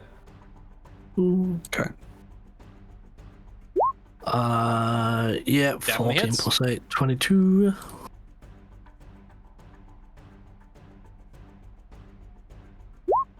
£30 Very of... nice. Yeah, this thing is really looking rough. You see sparks fly and the engine being the smoke. It's not looking well. Bonus action: deactivate radiant consumption. Yep. The ship stops fucking people up. Action: I'm going to ask Saparna to move the shields to the front. Yep. On Uh, it. so that's 2 from the rear to the front. I'm then going to action, give her all she's got, try and up the shields by a d10. 10 16 plus with the shields. 6. Yeah, so 18 on the front shields. Nice. Volgear, maybe back up a bit, give us some breathing room. I can do, but do we want to murder the thing, or do we want to try and salvage something off it? You want to board it? I mean, we could board it. I can go around the There's back. definitely in a point of like boarding right now. Yeah, board him. If I Might go be a good around idea. it, we can board it. Or we Might could have use some, the shuttle. expensive stuff on there. We could use the True. shuttle, leave a couple people here to man it in case, and then I will say use the the shuttle. only possible point of worry or contention is, yes, the hull is very badly damaged, but its engines and weapons are still completely fine. Can we take out the engines? You without could, but like all that their may take a lot weapons? longer. So Uh, to give you an idea, you guys have done. I'll like this thing is the hull in this thing is critical right now. That means it's below 15%. The helm, the engines, the turrets are all completely fine. They've not taken any damage. We So need even though to the aim hull's for damaged, engines and guns in futures, people. yeah, this is a good learning Uh, curve for Is everybody. it worth hot A bunny friend leading a small party over to go try and take the ship while the others try and deal with the guns. Yeah. So next turn, our guns take out their guns while boarding party. And I'll tell you right now, Yes. their stats on their ship are going to be at least probably around the same as yours. So if your gun has 50 hit points, their gun probably has similar. Bear Can I that in ram mind. a And they have gun? 2 of them. Can I ram a gun? No, you ram the whole ship. Damn it. You ram the I whole think, ship. I think how fucked is potentially their we ship would. looking? Their Just ship as looks a- critical, so below 15%. Our ship is near half.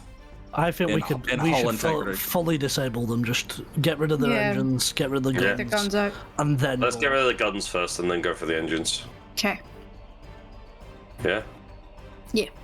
Yep, you say that I'm with just the worried that comms they'll to run Days. away at some point as well. But Days can go back. Days could go back out now and start Well, taking that's out the the thing. engines Like, separately, couldn't she? if we retreat 3 spaces, they'll have to move 3 spaces to catch us. Also, Yes, if you guys it's want a to hit bit- the engines, you got to hit them in the back.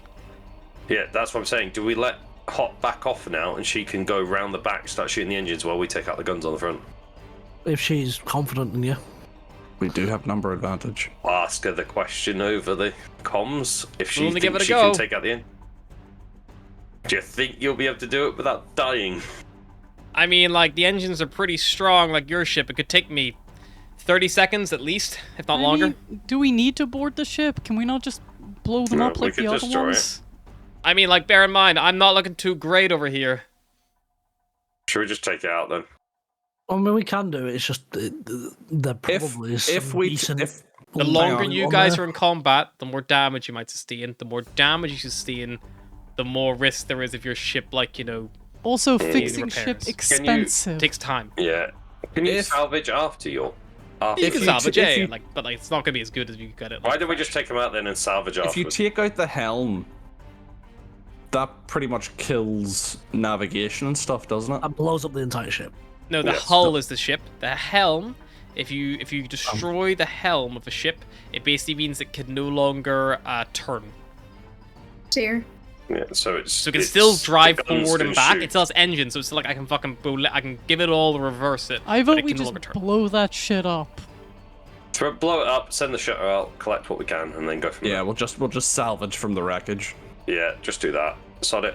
I'll take the salvage back up, ship out Back with up, whoever wants back to up go then, after. because if it explodes, we'll. I will back up to max, so that means back here. Oh shit, there's multiple people. That's days. These just fucking slams it in reverse. Days is moving the entire ship in one go. Beep, beep, beep. We also yeah. have 18 shields on the front, so Just it's as put well everything to protected the as front. we can be. I can't move the side shields, but front shields are at 18. Alright, no worries. And then are we just everyone aiming front for the hull? I think Yeah. you think you guys have all attacked this turn, haven't you? I think you're all Yeah, clear. yeah. we're This both is on. this is next turn planning. These Oh, is gonna bloody fire hell. forward. Pew, pew, pew. Nat 20. No. Nice. 27. Yeah, D's will destroy it. It has 16 hit points left. Unfortunately, that's a shame. I wanted you guys to kill, not her. But yeah, with Thanks, you Dave. guys aiming the ship in the right Team direction, efforts. D's just like hits the button and the gun just and just like you watch as like the ship just in front of you just like explodes. You hear very briefly the hail like fuck as like hail terminated like. And yeah, you guys are out of It's just initiative. the flap beep. Signal lost. Volga will instantly turn the ship round. Prepare to board. You hear the sound He's of running to the deck because he actually wants to do something. you hear 'cause the he feels sound like of the he's done cottontail like little entry point like shh, open back up again, and Diaz kind of comes down like she's like rubbing her shoulders a little bit. Ow! Atlas immediately turns and starts hitting Cyrus. And just like, don't set us on fire! I'm sorry, I thought it would boost our defenses. I Now will we know give- what it That does. was you? As I run past, I'll give Daisy cure wounds. Yeah. Diaz herself looks fine. She's a bit like roughed Oh, up. okay. But like the cottontail at a quick scan, the cottontail is at 30-50 hit points, and the cottontail has taken 16 Sorry, the Cotton Hill has taken 14 damage to its engines, which means it's lost 40% speed. Oh, so basically it's useless now. Yeah, it can move It's as a fast slow as you fire. guys, but it's And still all we it's still can gonna turn hear more. is the soft need your pair. pitter-patter of shrapnel attaching itself to Yep. our magnetic hull. Clink, clink, clink, clink, clink. Did anybody else go up there? Learning experience. Now we know what that does, so we can actually build the ship to withstand it next time. Volgear's I yelling like as he learning goes to the thing. experiences You that mean don't set you me know on what fire." it does, and if you ever do it again, I will jettison you as far away from the closest planet as possible. We'll I make just you need to walk work the out space kinks, plank. It'll be fine. Volgear's going, anyone want to join me? I'm going to see what the Cyrus fuck I can climbing. find. Climbing down the ladder. Pat stays on the shoulder as he walks Cyrus past, will- gives her Cyrus a will nod. Mm-hmm. Okay, Anyone let's else see if we going with can that? Cyrus loot is anything also from the going for burning the- wreckage. Yeah, Cyrus, you could probably find something to. For Are you guys gonna engines take the and whatnot. shuttle, or are you gonna? I think we take the shuttle Yeah, because Yeah. it can maneuver a bit better.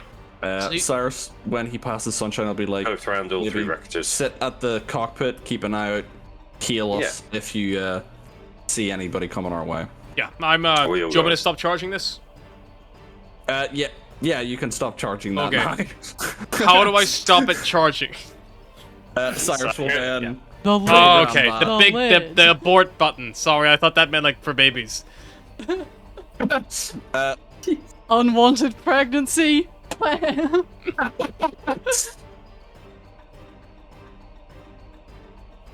But yeah, you get the shuttle.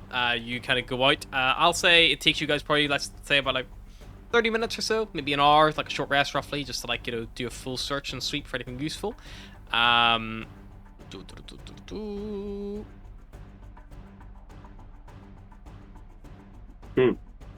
any of you guys watched Scrubs? Yeah.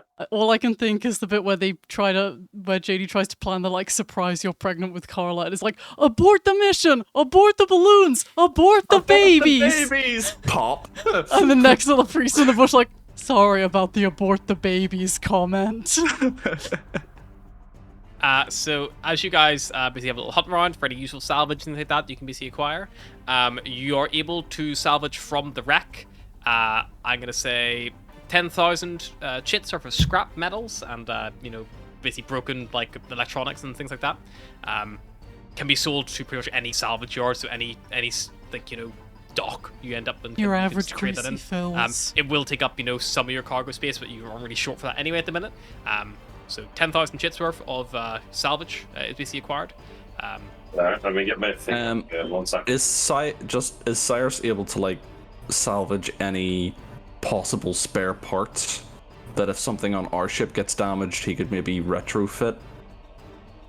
Okay. For that, let's make that one of your engineering rolls. Let's see if you can find anything useful or like, you know, to that level. So you say I don't know how to 1,000 actually chits. roll tools with. Just roll your, for this it's going to be probably wisdom, because like perception, because you're like looking for things. Yeah. And then plus your proficiency bonus if you have proficiency in the tools.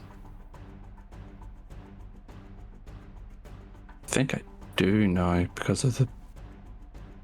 No, I'm still learning. I'm like half proficient with them. So that's 14 plus 1 because of half proficiency. 15. 15. I will say you are able to find a component for the biscuit engines. tray. Which will allow you to heal up to 20 hit points on an engine. Well, it doesn't matter what kind of ship, any engine will do 20 hit points worth of engine repairs. So that would be good at the minute Right. for Daze's ship, which has had a bit of engine damage. It's had like, you know, so you could instantly fix that. Like it would take you an action, you could basically like remove the old piece, put the new piece in, it'll basically, you know, be enough to resolve what got damaged effectively in that sense. Or you Yeah. can save it for another later time. I think the fighter's useful, so I'll probably do that during the jump. I will also say, of the salvage you've acquired, if you guys would like to, because you now have these resources at your kind of expense, Cyrus, have you gained full proficiency yet with your engineering? Or are you still... No, I'm still. How many days have I? Days? Because every like D is I have 21 days of training in engineering. I think I need 30. You do. Let me just check what date it is. You guys left the 10, 12. How many days in the Starship on the Starwind did you guys have? 15? 3 weeks. Did we not get there a bit early? I thought It was a closer to 4-week 2 journey. because I was brewing wine. Like Oh, yeah. 21. Yeah. I think it was 2 weeks. So 2 Hang weeks. on, 2 weeks on the I can find out. I Starwind. have to go back in my notes. Think it was 2 weeks. Find out for me, because you've currently been flying around the fucking Omphalos, the Amalgam space for about 12 days. So whatever that is, you had whatever experience you had in the Starwind plus 12 is basically what you're looking at the minute for your engineering. You're near that's something you're nearly there. But once you're proficient in Cyrus, you could use some of this scrap to attempt repairs, and it would basically allow you to do like more than just the standard repair. Okay. So you can expand the Jerry-rig it. resource. How many? 15. 15 days. So you are 28 or 30 at the minute then, is that correct? So it's 12, Oh, 12, shit. 12 plus 15, 27. So you're 3 days off being fully proficient. 6 days more than I thought I was. So make a note of that. Please, and that's for everybody as well. Everyone who's, you know... Ooh, I'm nearly so a you're navigator. 3 days from now, you guys should be fully fledged. We know what we're doing. Now we will be Does an this- actual does this ship mean- crew. Is this including the fact that I've not cooked a meal since starting the ship? Well, it's assumed, Volgir, that you are cooking a meal. But Okay. you're more training Volgir as like, you know, like a pilot, aren't you? Yeah, but for some reason I've got the cooking. Well, attachment. we all took like some that like there was more than Yeah. us. So, like, Atlas is doing navigation as far as Because I'm I aware. also have a piloting assist, but I ain't So doing Atlas that. is doing like navigation. The medic is obviously Astra. Cyrus was engineering. Beros was like captain, effectively. But Yeah. captain doesn't really have tools to do, so Beros kind of doing more piloting, which he kind of already has. You also already have piloting, so like it's like, you know, you guys are like, you know, not everyone needed to train in their role necessarily. That's for the why I was officers. doing cooking. Yeah. So I can. The Yeah, cooking will you be basically continued thought then. I need to do something else, Like and you the can first mate- say like I've been cooking like lunch every day. Like, yeah, that's completely fine. Okay, that's fine then. Like, you know, No it doesn't worries. necessarily I will stick require you with doing that then. checks every single So day. what is it left in it? 3 days, did you say? 3 days left to gain the proficiency in those ones. And then it'll be another 30 days for anything else you guys want to cross train in, etc., etc. But that will require like actual spending time. How, So just- how long just- has it been since Gracie fell? Because I think that's when Astra got the potion stuff. Greasy Phil Pretty was sure. back in the Sentinel station. I couldn't work it out in a moment. I think it was like does the number 7,415 chits ring any bells with people? Because I have it in my notes in I was other, going to but I transfer don't you know- all of my chits for something, but then I didn't do that. Just delete that. Oh, okay. No, it's just I seen it and I was like, I don't know where that 5 came days, from. that's I right. don't think we did a job or anything. No, so- that was all of the chits I had on me. Okay, cool. 5 days, Astra. From Yeah. Greasy Phil. pretty sure that's when I got it. But yeah. I think I've been keeping so- track of it anyways, but yeah. But yeah, Cyrus, so effectively, normally in a dock, the cost for ship repairs is basically the number of hit points we've repaired multiplied by 20 chits. So you're looking about 2 silver per hit point, and then it takes time, basically an equivalent to the total cost divided by 100. So right now, let's say if I look at just the Cottontail, the Cottontail has taken it's taken 14 damage to its helm. So 14 damage to its engine, sorry, and 20 damage to the rest of it. So that's a total of 34 damage. So it would normally cost 680 chits, and it would take about 7 hours to repair. Yourself, not on a dry dock, like moving, you'd be looking at doubling those figures. So Okay. of the salvage you have, you could spend like 1,400 chits worth of salvage, and, you know, about 14 hours of your time, which is like, you know, a working time a day. So that's going to be like, you know, 8 hours a day. So that's 2 days, Yeah. basically. But you could repair the Cottontail fully at the max. Same with the Chimera. You double the time because the pieces you have don't necessarily fit. You're retrofitting stuff, trying to cut stuff to size, things like that. Whereas on a dry dock, it's like, hey, I need this specific part. I'm gonna go to a vendor and buy it, and they're like, yep, there it is, Okay. there, thanks. You know, it's not like, you know, you're not wasting anything. You're buying exactly what you need. But The payoff is I'm taking time but saving money. Well, You're myself. MacGyvering, you're essentially. taking you're paying more money and more time doing it on the ship, but the benefit is you're able to do it on the move. So it frees you up from that, and you can still, you know, so that is kind of instead of your, I roll a d6 once a day, and maybe I repair something, maybe I don't, because now you actually have the equipment, and like, you know, when if you have the expertise and the equipment, that basically enables you to do that as well. So how much scrap metal was it? 10,000 chips. 10k chits worth. Oh shit! 10k shit. How much weight is that then? A Uh, ton? I would say for that much salvage. 1 ton? 1,000 kg? How much do you have in your ship? What's your max cargo? It's 10. Well, It's a 10 ton we have plus 25%. We have 5 left.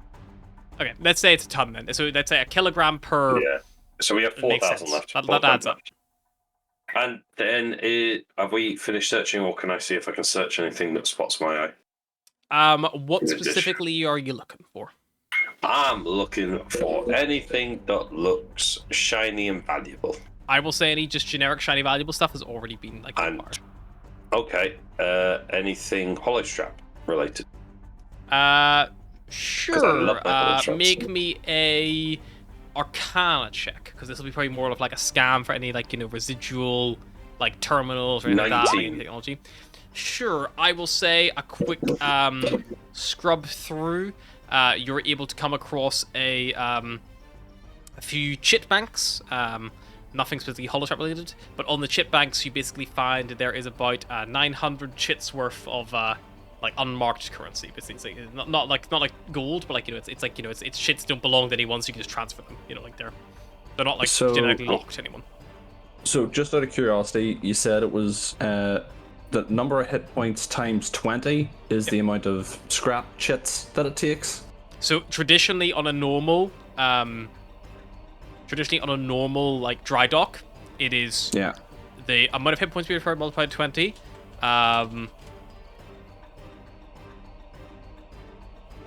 But then the time in hours is also then double from that. Do you have the world anvil up? Not at the moment, but Open the world can. anvil, search TEV space repairs, and it's all on there.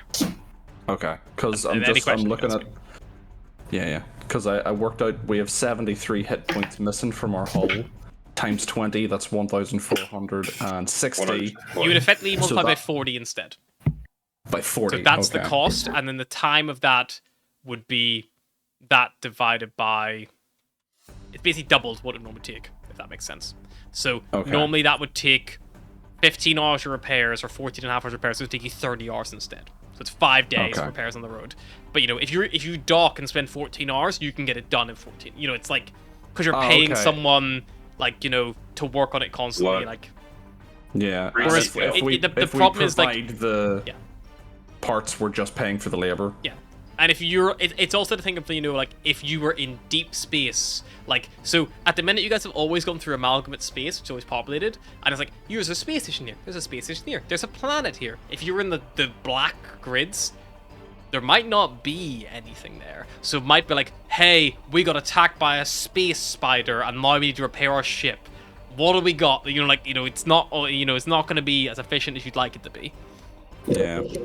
So. Bear in mind, you know, got you have all to spend a this- big bit of time every day landed anyway all the time, you know, so like you can your ship has to be fixed up anyway. But it's more just good to know for the future that that is an option in case, you know, you think. You could fix for 6 hours, fix the other 8 hours on the road, and then fix the remaining little bit when you get to the next dock or something like that. Or you could just have finish up the repairs. last bit on the road. So we found 10,000 shits worth of scrap metal. Scrap, I found 900 chits some of hollow shit. just chits. Just Did straight I up find chits. any hollow straps at all? No. I'm gonna say they were probably all too destroyed or damaged from the explosions. Right. Like, you know, you blew Harry up a knows better than like, to give me spaceship. hollow straps. You Nowadays. blew up a spaceship. You know, that's the. Yeah. I don't know. Does anyone else want to look for anything while we're out? Otherwise, we go back in the show. I don't think we're gonna find much else. We blew it No up. harm in looking, is there? we blew it up, the loot's gonna be like I'm gonna say anything you've good had is two probably specific cold checks. Anything else can be very difficult to find. I was like, it's all spread out, and like, it's been like you guys been here for like, at this point, you guys probably been here like a couple of hours. Ah, fair enough. Should we just go back then, guys? I think we go. It's a shame that we're in a rush though, because we could have gone back and restole everything in that vault. This is assuming that everyone was not just here. Well, we know the leader was here. Oh, curious, how much does the shuttle hold? Is it 1 ton or so? Your little shuttle, it is detailed Yeah. on the shuttle. On the Tree, roll on the down roll wall. I don't know top of my head. I would assume That's it's 1 fine. ton. Just if I'm asking you a question that's easy enough to get. 1 ton. Just ask. Yep. Yeah. So And, basically, I'm going you to guys- assume that we're keeping the scrap metal in the shuttle for the moment. Yeah. Are you heading back to your ship? Yeah. Oh well, no, fuck it. We'll take it out for the sake of it. Yeah, head back to the ship if no one else has got anything else to do. All right. You head back to the Chimera. You're all, surprisingly not too badly injured. The ship didn't take any like overall damage, no boards or anything like that. And as you kind of prepare yourselves for whatever comes next, we're gonna be right back.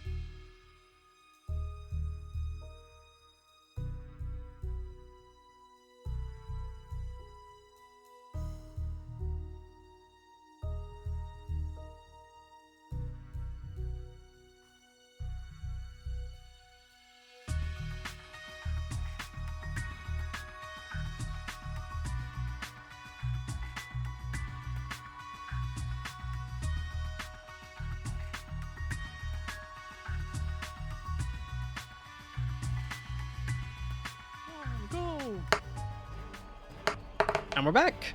Alrighty, so the smugglers' ships dealt with. A bit of looting occurred. Seems like, strangely, the Guardians in this sector haven't paid any notice. Maybe some signal jamming or something like that happened. You're not entirely sure, but nothing is... Or they just saw it going on, like, that's their own business. Nothing immediately came over at this initial sortie conflict. So before they maybe do perhaps take notice, what is the plan? Let's fucking go! We're ready to jump, so we can we're jump. shifting. Pardon me? You don't want to go back and try to rob the smugglers, no? I do, but I know We're on a time scale. We can rob smugglers when my parents are okay. Yeah, but then by then it'll probably be at the hands of the police. Or They don't know where the fridge is. we did Oh, give no, we them might an have- avid description. Yeah, we You might have did, told yeah. them where They the might have fridge been there is. already, so it's like, what are you doing back? We're here to rob the place? No. We're here to help you gather the evidence and carry it into your locker, which is located on our ship. Okay. Yes, so then you guys get the Starship drive warmed up, and you launch forward towards the next sector. Let me jump while this. We've only got 3 more jumps, people. 2 more after this. Oh, I'm missing one. Come on. 2 You more do- jumps, people. You jump overnight as you normally do. It does take you the hour to travel, and then you take the time to basically rest up whenever you either first arrive or just before you do go.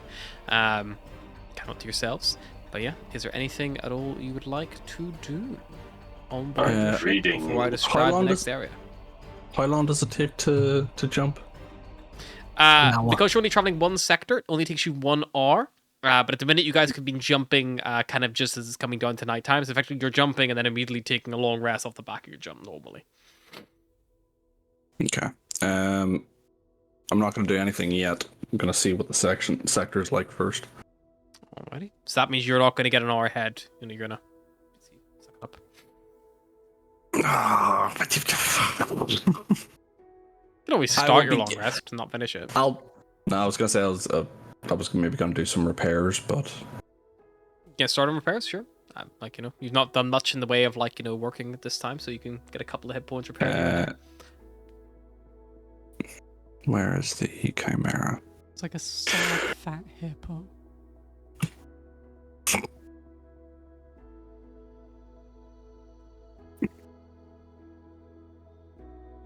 It's bad that I knew instantly what you were on about then.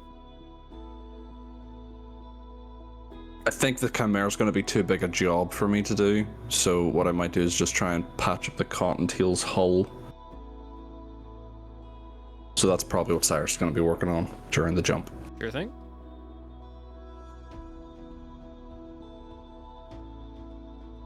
So patching up the Cottontail's hull, you can probably get about 2 hit points worth or so, because it's about 80, it's about 1 hour's worth. So you can note down that you basically have spent 80 chits of your salvage, but the Cottontail's hull will get 2. Do you want us to add that on? Yeah, I'll do that now. Add it on the hull, please. The Cottontail. 80 shit. 32. Let me faff about that then. Are you logging the chit salvage? Well, Yeah, it's on my storage thing. no, that's okay because I was going to keep track of it as engineer, but if you have it on it's just It's on my more D&D because in on. case we sell some of it. That's the Yeah. reason I've got it. Why don't you keep a note of how much you've used Cyrus personally, and that way you can always, in case there's ever a point where something doesn't add up, you can double check. So, how much was that? Did you say, Harry? 80. 80. So that's 80 out of 10,000. Yeah, just make me know, in that way, if there's ever a time did we repair that already? You can just quick reference. It doesn't hurt to have a second Okay. more. It doesn't take you any Yeah, longer. because I'm not keeping track of what you're doing with it. I'm just keeping track it's disappeared. Yeah, he knows Yeah. he has it. So it's good of you to be like, I spent 80 repairing the Cottontail's hull for 2 hit points. That kind of thing. Alrighty, and yeah, you guys warp and you see a new system before you. The Prosperous system. A Sounds nice. thriving, bustling hub of commerce, culture, innovation. You are, at the minute, although the proximity towards the Vesperos Shalala system, you're still very much on this belt of, primary trade and travel, and this serves as a major waypoint for travelers and traders alike. There is good infrastructure here, diverse population, quite a good economy as well, and, it is a very, happy, desirable place. Points of key interest here, there is Prosperous Prime, which is the capital planet. You're looking down at it from above, you see a very lush-looking planet from above. That is a, big commerce planet. It's got big cities, big parks, political, economic kind of heart of the system in general, and probably houses things like the government and things along that nature. There is Elysium Station, which is a space station, which has a, large kind of like cultural pavilion, a big area of shops, a lovely port, things like that as well. There is on a moon orbiting Prosperous Prime, there is something called the Nova Industries Research Outpost, which is a research and development facility, which maybe your ship has a few bit of information on, but looks like they have a variety of research projects going on there. There is another galactic trade nexus. This is just if you kind of think they are very much like a chain, almost, galactic trade nexuses. They are pieces of good merchants just come together and can trade, things like that. Obviously, the actual Prosperous Prime itself does have trading on the ground itself and the actual planet, where there's also the trade hub in the stars. And finally, the only thing that does stand out, and it does stand out because it is, whereas everything else on your radar reads out kind of normally. In Google, when you get the sponsored suggestions, this is almost like a little sponsored, the text has a little glow effect behind it, and it says Luxaria Resort, and it's the entire planet is a tropical paradise, Sounds a getaway for the wealthy and influential, pristine beaches, luxurious resorts, exclusive entertainment venues, favorite destination for those looking to relax and indulge in the finest amenities the Expanse has to offer. And as do you see a variety of locations kind of pop up along there? Casinos, spas, white sand beaches. Yeah, so that's kind of what you see in the Prosperous.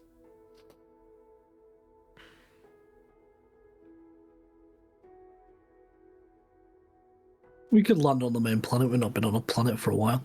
Yeah. We could see if they could actually repair the ship.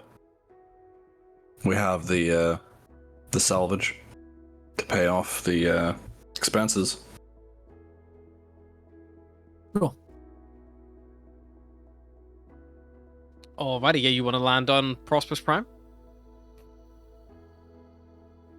Key. Make friends this time and not be the little terrorists again. How many enemies can we make on a resort planet? It depends. Per person or Who's doing the talking? I'm just saying, it's an unlikely thing. I think we're getting pretty good at making enemies. Better than we are making friends. Maybe we should try the latter then. Alrighty. Make your way down towards Prosperous Prime. As a note, by the way, anyone who's tracking the mana coils in the ship, please notice that another one has been expended. That last jump. Yeah, I've got 2 left. May want to stock up on some more. Yeah, you fly down towards Prosperous Prime. Surprisingly lax security system here. No healing as you're coming down. But there is a, you basically have to scan the planet for a suitable place to land. You pick the best city that you can see, the biggest one, seems to be the capital, is called Arcadia. It's this big city. It seems to be big for where the government and major corporations headquarters all are. Big, tall buildings, and it has this big spaceport as well to reflect that.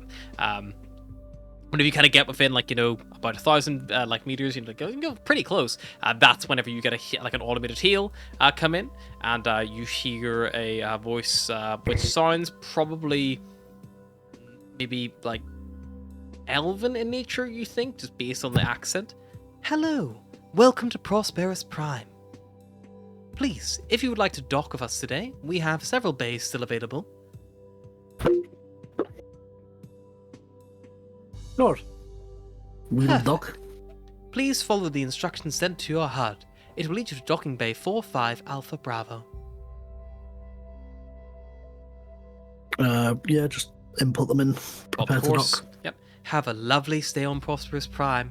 We look forward to seeing you. And the tail just like terminates. And you follow the guided landing in. You land the ship. The ship docks properly, and you open the rear doors or whatever you do. You step out. Prosperous Prime is a gorgeous planet. It is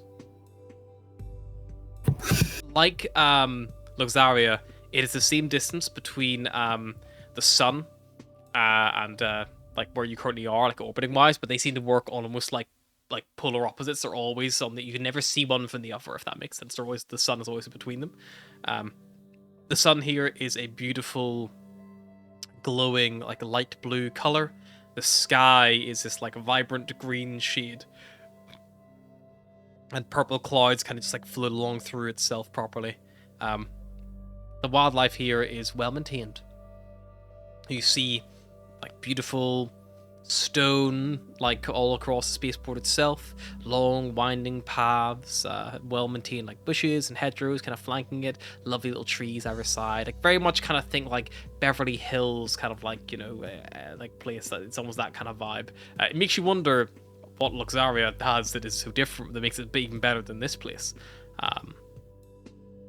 But yeah, you aboard a small little drone flies over, does a quick scan of your ship, and then you see a terminal next to where you've landed lights up, and it says assessed cargo, trader's permit found, and then it applies a discount, and it says price for docking 1 day within 24 hours is going to be for you. It is going to be a mere 50 chits. Yeah, pay it, whatever comes up. Yep, it has a lot of add-ons on there, and like you see, like it pops up, like, you know, as you're like pay that, and it's like, would you like to add on a valet?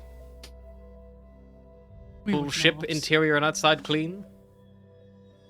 Sure. Maybe not with They the can giant. scrape all the shrapnel off our magnetic ship. They can clear out all of the hairballs that Sunshine has obviously hidden somewhere. Is anyone else The thinking drone does a scan of your ship. 20,000 hairballs found. Life form found, undesignated planet. It says like suggestions, basically, like, you know, external hull appears to have accumulated lots of debris. Would you like this removed? And like, you know, list like a few prices. It's like you know, estimated like cost to remove, and it's probably like 400 shits for all the excess metal. And now you're looking at it, the ship's sitting a bit heavy on the front, like, you know, gear a little bit, like.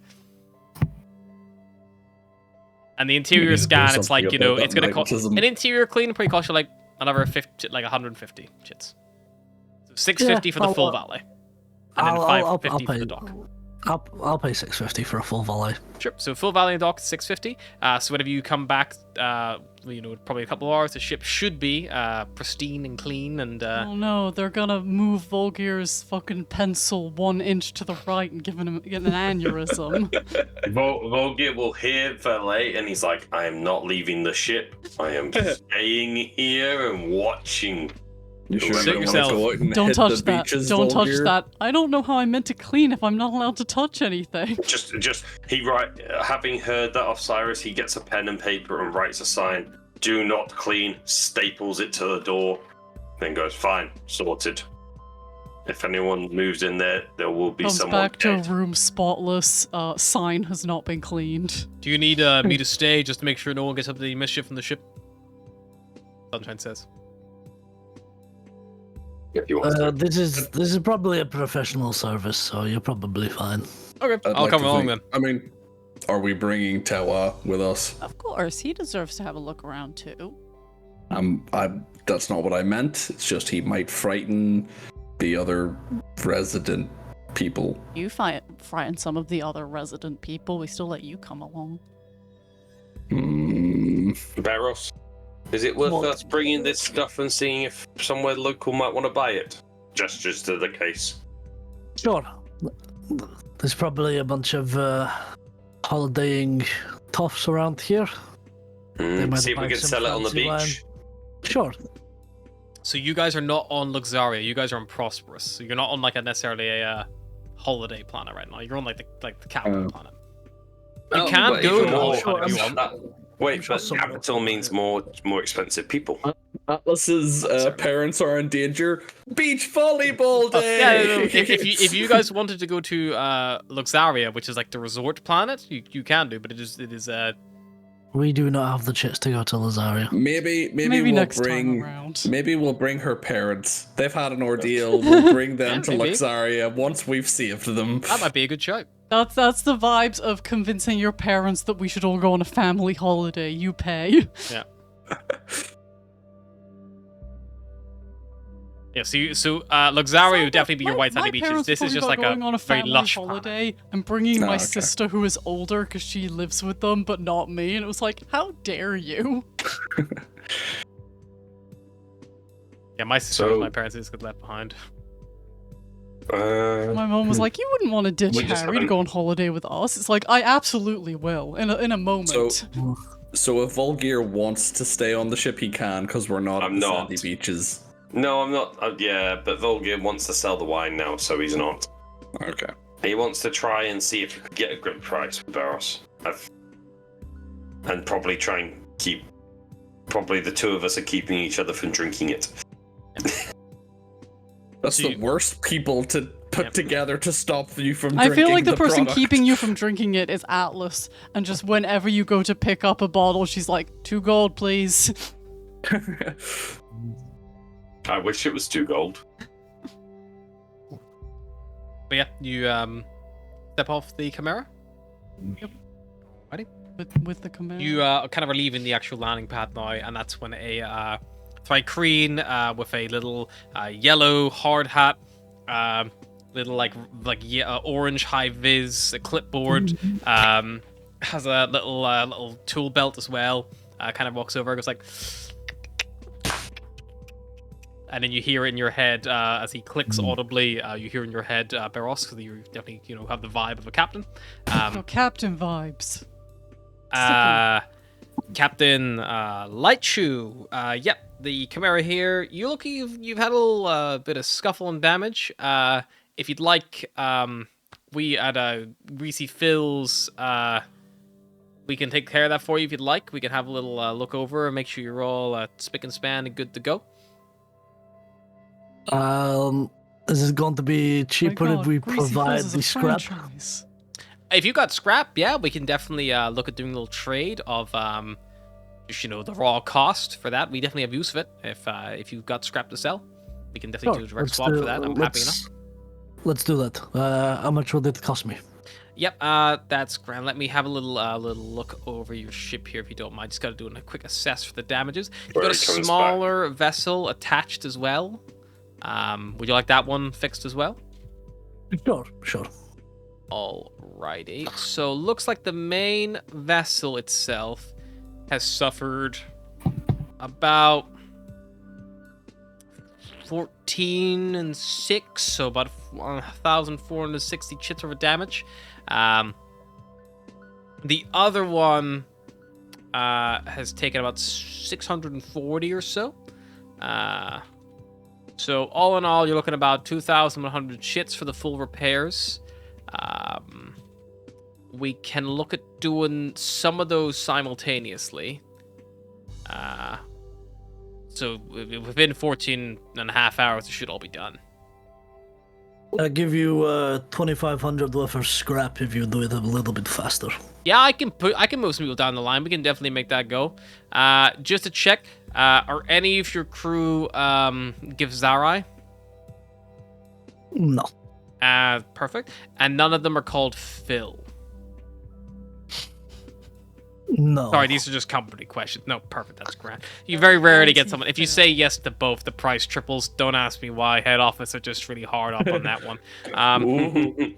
Someone crossed the line here, and I think I know who. And that's all good. Okay, yep. So the scrap, is it on board the ship at the moment? It is. I can get it unloaded for On you. the ship? 2,500 chits worth. You can always welcome to double check it. We'll leave it to one side. You can inspect it, make sure you're happy with what we've taken. And then we can get the work more straight away. And hopefully we'll be able to get it done. I would say if we push back the gith with the explosive problem, I'd say pushing it, I can get a few more guys on here. I'd say I could get you out of here in about 12 hours. Does that work? That'll do. Cool. Right, I would not like to be on a ship with an explosive issue. Roger, knocked off. can you remove a 2,500? Yeah, I've already removed it. Wonderful. We've still got 7,400 chits It's worth. still plenty. And every time you destroy a ship, you get more. And I will say, if you destroy a ship, you get more salvage. If you raid a ship, you get more other things. Less salvage. But you can always destroy it afterwards, I suppose, if you wanted to. Well, you could always salvage You might the ship also, and sell it, can't yeah, you? you could scrap it, or you could try to bring it along with you, or Tow it. Yeah. To a nearby station. couldn't If jump we with weren't it. in a rush. You would have to sell No, it in the but if we steam wouldn't- sector. Yeah. So that's Or just take a really 2,480 slow demise. 2,480 of salvage used. To 2,600 2,580. To what? Well, Barrel's paid extra. 2,580. Oh yeah. So how much? Barrel's paid. 2,580. Two Total five. used. It's Total used Yeah. is 2,580. yeah. I'm just keeping track of totals. I'm not. Yeah. individuals. No, that's what I'm saying. I've got a total here. Yeah. 2,580. Okay, cool. That's what's I'm been just used. here, slowly trying to- knocking off. I'm just slowly knocking off more and more value off our scrap. And yes, so basically with the like 2.5k kind of set aside, you get a rush repair. Yes, that's basically you should be out of here within 12 hours, which gives you plenty of time. You still need 24 hours for your probably about at this point a little bit of traveling to get here. You probably still need a good 18 hours anyway, basically before the ship's ready to charge up and good to go. So you got plenty of time. But yeah, what would you like to that's do? for wiggle on room board, as well. Prosperous. Anything in particular you want to go seek out? Looking for work? Are you looking for? I think You we're got gonna at go least try 12 and hours. We're going to go try sell that wine, I think, Yeah. first. Sure. We'll How start much off small wine- traders, Barros. Yep, how much are you head towards the central commerce district, which is like bustling area, We've it's got got 12 markets, bottles. trade between centers, us. big corporate offices as well. You got 12 bottles. How much is the wine worth per bottle? What it's even in paid, what we total. paid for it. Yeah, what did you pay? We paid a gold per bottle. So it's 12 gold. Okay.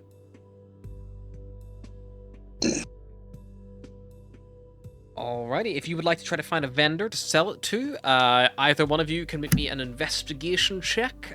You can do so to advantage if everyone's helping, or you can make one individual. Do you want to have a look for a trader and I'll have a look for like restaurants? I'm thinking a restaurant might pay a bit more for an exclusive bottle. Or if you want to roll separately. Yeah? Can Or I do you wanna help roll anyone with together? my supply I don't chain know. Feature? Oh. Yeah, I would say if you would Oh. like to, so you could give one of them else an advantage, then the other one just would be a flat roll. And do you want to give Barros the advantage, considering it's a trader side Yeah, and you're I'll looking do more the- traders. It wouldn't be restaurants, you would know. Yeah, I was about to say. So I'm looking what investigation? Yeah, investigation. That's a 15. 15. Hey! Same price on both of them. Yeah, I mean, a little bit of hunting around. It takes you guys probably roll me a d6. Either of you, doesn't matter who. And After so you. go. Oh, Oh, okay. Well, you go. You do it. Sell it. okay. Otherwise, we'll be here all night going, yeah, you. No, You you. first. No, you Two. first. It takes about Two. 2 hours. Eventually, you're able to find. It's hard to find someone who's happy to buy like the full all 12 bottles, but someone's like, I'll buy like a case of 6, sure. Like in another restaurant's like, I'll buy like a case of 6. all together, after a bit of haggling, like here and there, the best price you're able to get from them with all of you looking around and be like, no, that's not worth it, we'll go somewhere else, like, that whole kind of, like, and I see finding other places and things like that. You basically end up, the best price you get in total is about for 6 bottles, you can sell them for 900 shits for the 6. So in total it'll be 1800. 1800 shits. What's that? 18 gold. 18 gold, yeah. So you're basically 18 gold for 150%. So 9 golds. No, yeah, that's how. 150%. Yeah, you get so an extra 50%. We get our money back plus. Made it money back plus 50%. So you didn't lose money. Yeah. Not bad for We your made first back. trade. Yeah, that's it. I mean, that was only 12 gold. If that was 1,000 gold, it would be 500 gold back. That's Yeah. that's Well, all. this is That's it now. the money, Now we got to go put money back in, Barros. You're learning the art of Finnegan here. I'm still waiting to go to Finnegan's capitalist hellscape. Yeah. So that is 9 gold each of us, is it? Yeah, I assume it's in shits. Yes, paid in shits, yeah. So 9,000. Is it 900 shits? 900 shits, yeah. I almost added 9,000 like an idiot. That'll be 90 gold. Chits are copper. Yeah, I wish. Make it easy. Wish. Chits are copper. But we say chits, so we give them a couple more zeros, it makes it sound more sci-fi. Yeah. Or a lot more like it is in places. Star which will Wars, be in the next couple of Firefly, years. all that shit. Yeah. I mean, Firefly is so Finnegan's high got because fucking entrepreneurship. yen, isn't You want a it? loaf? You want a loaf of bread? That'll be 2,000p. Yeah. Kind of thing. I'd be 20 quid for a loaf of bread? Yeah. Will's buying real bougie bread. Interest. Bread. Hey, This is space bread. this is... No. Oh my this God, are we in isn't just any Amsterdam? bread. I mean, This we weren't isn't- far off with that, like, artisanal olive bread that was, what, like 8 quid or something?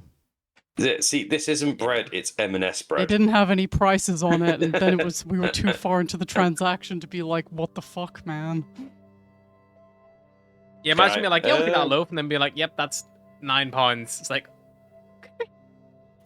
I'd look at Barros. I'm Barros, already do you want to put holding it my back in, or wallet, do you want to so- just hold on to it? Sure, we can put it back in. Let's put Something a bit more bulky? let's put in 2,500 chits each. I can go. What have you got shits wise? I can go 5,000. I've got just 5.5k. 3k But each. let's do 4. 4k. So we'll We'll look, go find something. yeah, we'll spend some time looking for something. What's your investigation, Anthony? Plus 0. I've got +5. Do you want me to give me advantage on this one? Yeah. So we're looking for something that has a good sale. Value. Is there a trader's dock here?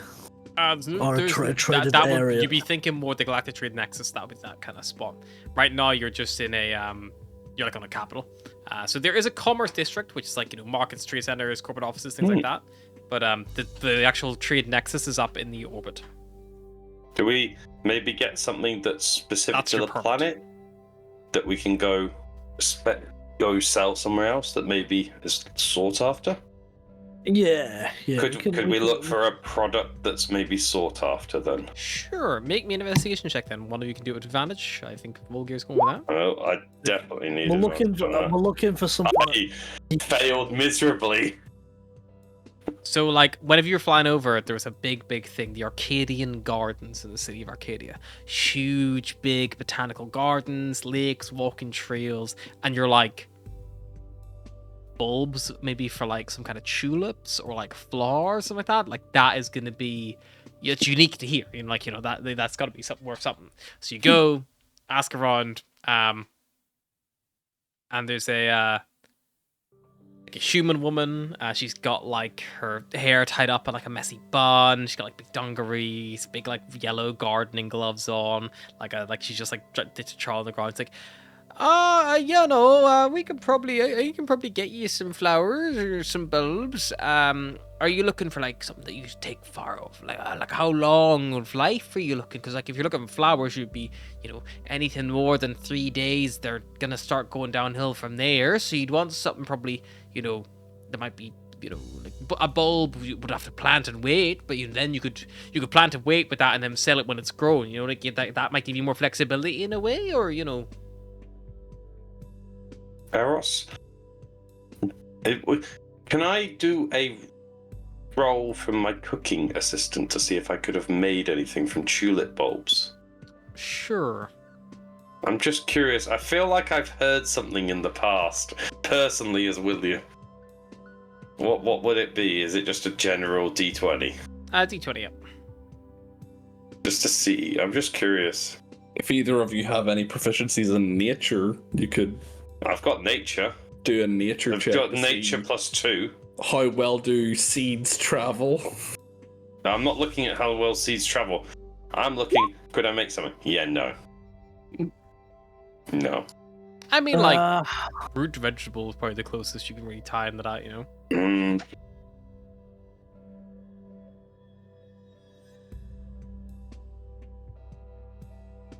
I don't think potentially this would be a great investment, because even if we kept them, might go off.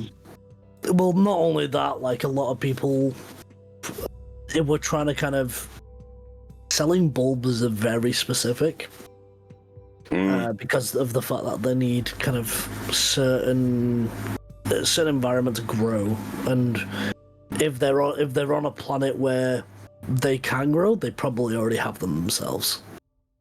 True. I feel like my nose might be off today. We give it a miss. We can always travel up to the galactic trade. Yeah. Shall we go have a drink then with the others? Sure. If the others are up for that. Or does anyone else have something they want to do? The only thing that I would really be looking for is like ship components and stuff, but I don't think I'm gonna get anything here. No, I think we need to build up a treasury. Maybe you could sell your shield maintenance component now that you've not used it. See what that gets you. No, I think we're gonna hold on. I'm gonna hold on to that. It's an engine component, and if we find ourselves in a tight spot without means of getting to a port, it'll come in handy for a quick fix on engines. I'm keeping that. But if I can pick up spares, spare shield components, spare helm components, that would be useful to have in case we find ourselves in a spot of bother. But I think they're going to be expensive, more than what we have at the minute. That's why I was wondering, maybe if we had the use of that, but it's possible that we could trade some salvage for components, but I think it'll need to be a more main space port. I mean, Cyrus, if you basically maybe spent a bit of time speaking to the Thrive Train or Greasy Phil, just asking about it, the component you have, if you were to buy it off them, they would charge you $8,000. So 8,000 chits. Okay. Because it's like a on-the-fly, quick repair. That's really valuable. Good thing you found that. That's an important one to find. You can see how it connects. It's universal as well. Very good. They price it if we were selling this, we go about 8. I could do you 4. You gotta make a living. Yeah, I get that. I'm assuming that's like a generic price for components like that. But yeah, so anything that would do a 20% repair is gonna be about 8K. It reflects the hit points. So it's 20, because if it gets 20 hit points, it's gonna be 8,000. Because it's a patch fix. You can get things like that for hulls as well. They're patch fixes, and they are basically, they are fucking very expensive. The hulls may be a bit cheaper because it doesn't have any secondary bonuses, but engines are massive because it's mobility. Weapons are big because they're your firepower, things like that. So they're more for the other one. The hull ones are probably half the price. So hull is probably about for 20 hit points, you're going to be 4K to buy, but then any component that does something, it's probably is about like, you know, like about 8k for 20 hit points.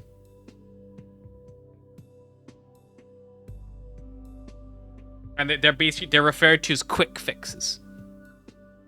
Could I buy a hull quick fix? Yep. So it's 20 hit points. It takes an action to apply. So let's take off 4,000 chits. And then I will add... I will also say, sorry, they do also have shield ones. They are 20 hit points as well, but they are 2,000 each. But they're only temporary hit points. So once you like complete like a long rest, 24 hours, they will expire. They don't stay in this, they're like you overload the shields briefly. Yeah, it's like, oh crap, Savior can't help us. Our shields are down. We need shields. Boost. I'll buy they're one of shield those as well. boosters, they're called, and they're 2k each. Yeah, I'll buy one of those as well. And that does So the Steam. It does your standard 10, like 5 and 5 kind of. So, shield component. So shield boosters or hull quick fixes, or then there's other components quick fixes as well that are all unique to them. So shield booster and hull quick fix.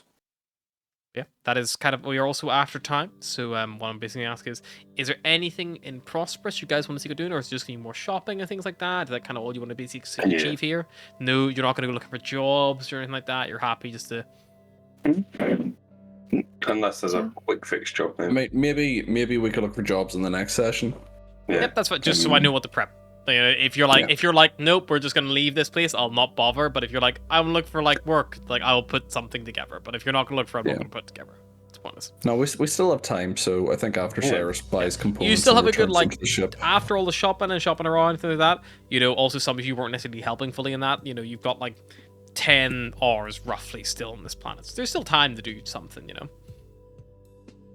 So maybe you'll. I mean, it's up to you guys. But you could literally be like, well, let's go back to the ship and talk to Sunshine for 10 hours about, like, you know, life on Zoik. Maybe that's what you want to do. I don't know.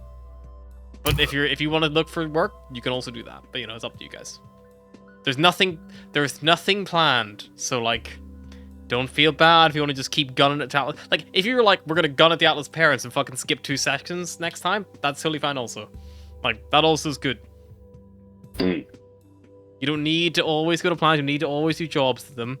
Don't feel pressure on my end. That's why I ask at the end of session, what do you think you'd like to do? Then I know what to put my effort into. I mean, if we keep going to planets, at least we might be able to get some. We might find some stuff out. You never know. Never know what helps. Down the line. Cool. So it looks like you're gonna stay in Prosperous then for a bit. Well, maybe look at putting together some local work for you, if you do feel so inclined. Alrighty. Then we'll see you next time, whenever that may be. Bye-bye.